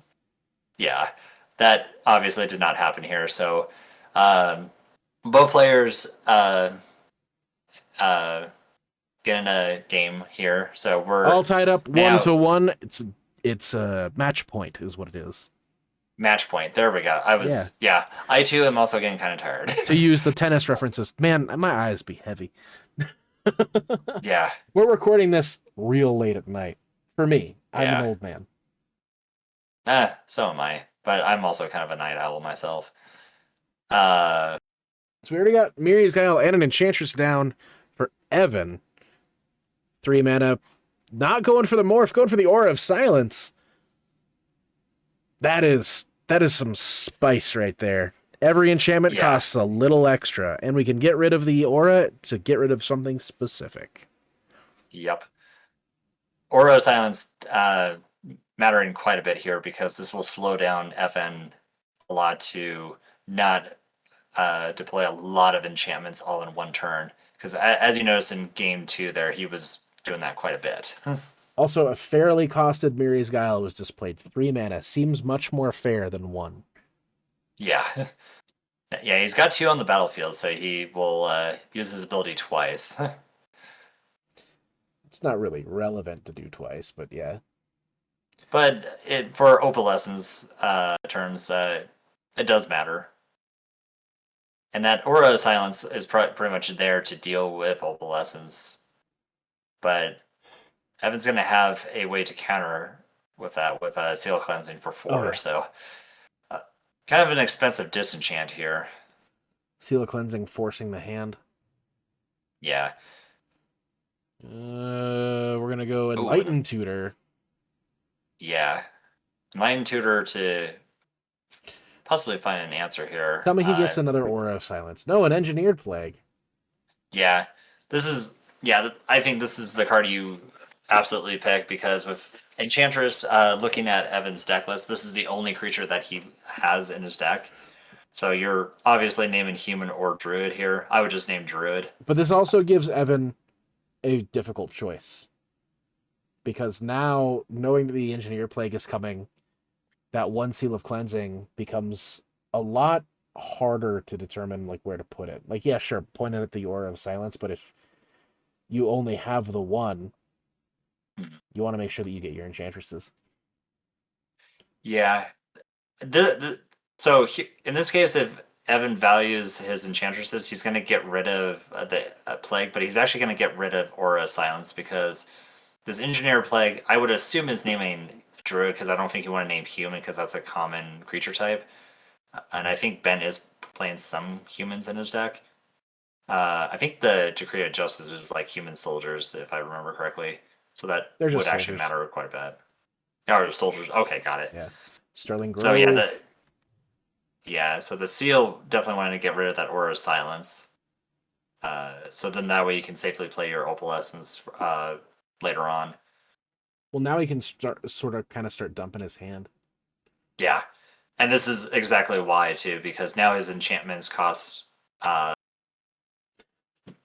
normal value here. They went now. from fairly costed to unfairly costed. Yeah.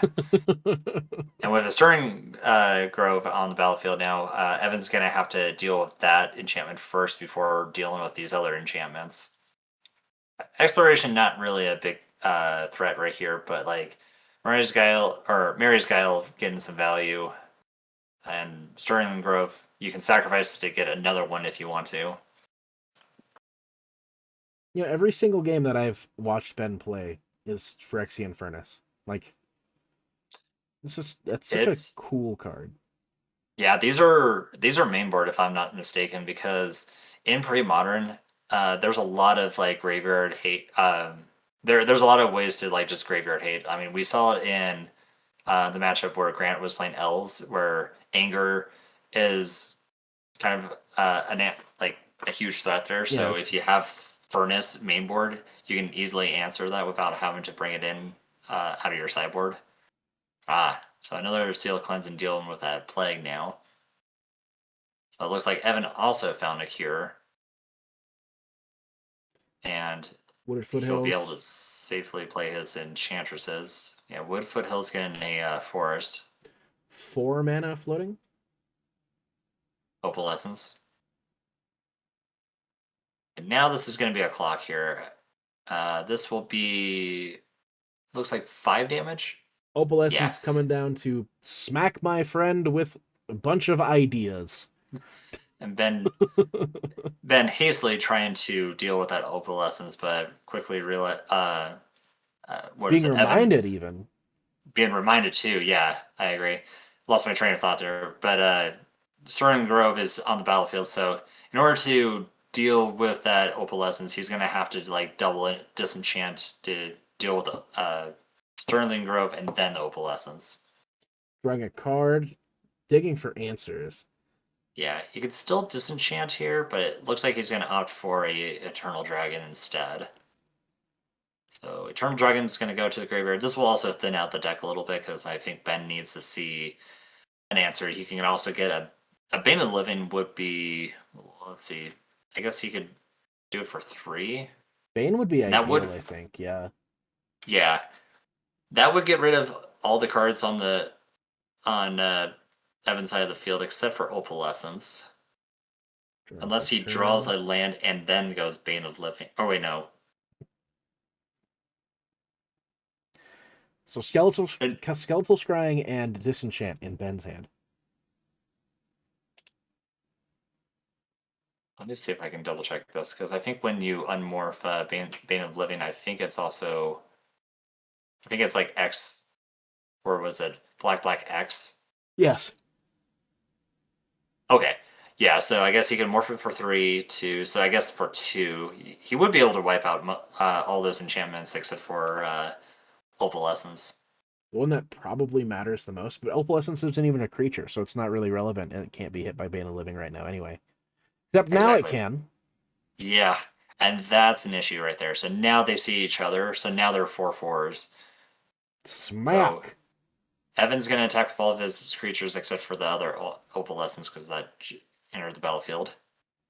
And that looks like, what is it, 6, 8, 9 damage? So this will bring Ben down to 6. Here, it looks like a disenchant is going to hit the Sterling Grove. With But Ben's post going to damage. need, yeah, Ben's going to need a big payoff here because now he needs to answer both those Opalescence.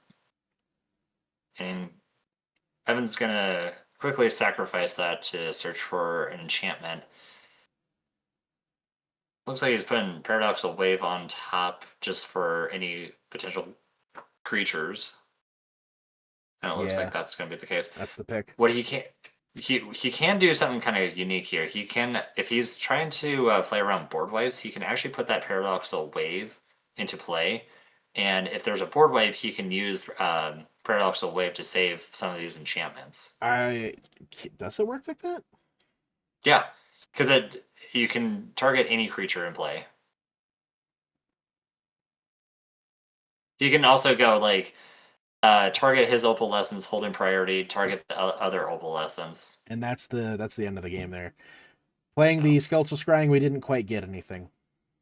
so yeah, I didn't really see anything there, and that's the match, and that is pretty much the rest of the tournament series there, because the tournament series is only 4 rounds for each of these. So it's not like a big all day kind of thing where you play 6 rounds of this. It's pretty much a point series. So you play at least 4 rounds at each of these events, and then you go to once you accumulate all these points, you get like a special prize after the end of this tournament series. Kind of shown in the video earlier before we started showcasing all these matches, but yeah, that's pretty much about the rest of the the event here. So yeah, that's pretty much about it. Um, so in this case, yeah, Haaf, I really do appreciate you tuning in, helping me out with this. This was fantastic. You helped me out quite a bit, not just with this commentary, but also just with the live stream. So I just want to say big shout out to you helping me out first, most importantly. Um, this like tournament series is just fantastic. Love it. Looking forward to doing the vintage one, so definitely stay tuned for that as well too. We're gonna be streaming it. It's gonna be the same kind of thing, except it's gonna be better. It's gonna be bigger. It's gonna be stronger. It's gonna be more. So tune in. I mean, yeah, vintage definitely has a lot of that. So yeah, you'll see a lot of like weird shit going on, and of course maybe some just turn one wins right off the bat. So also shout out to Alex running this whole tournament series. Uh, Once again, looking forward to the next one and more to come after that. So Thank you for watching. Click the subscribe button. It's yeah. real good. This is real good. I'm so tired. This is good stuff. I the, promise. Josh is working so hard to make sure that all of this stuff goes out on time. Full disclosure, this is our second time recording this.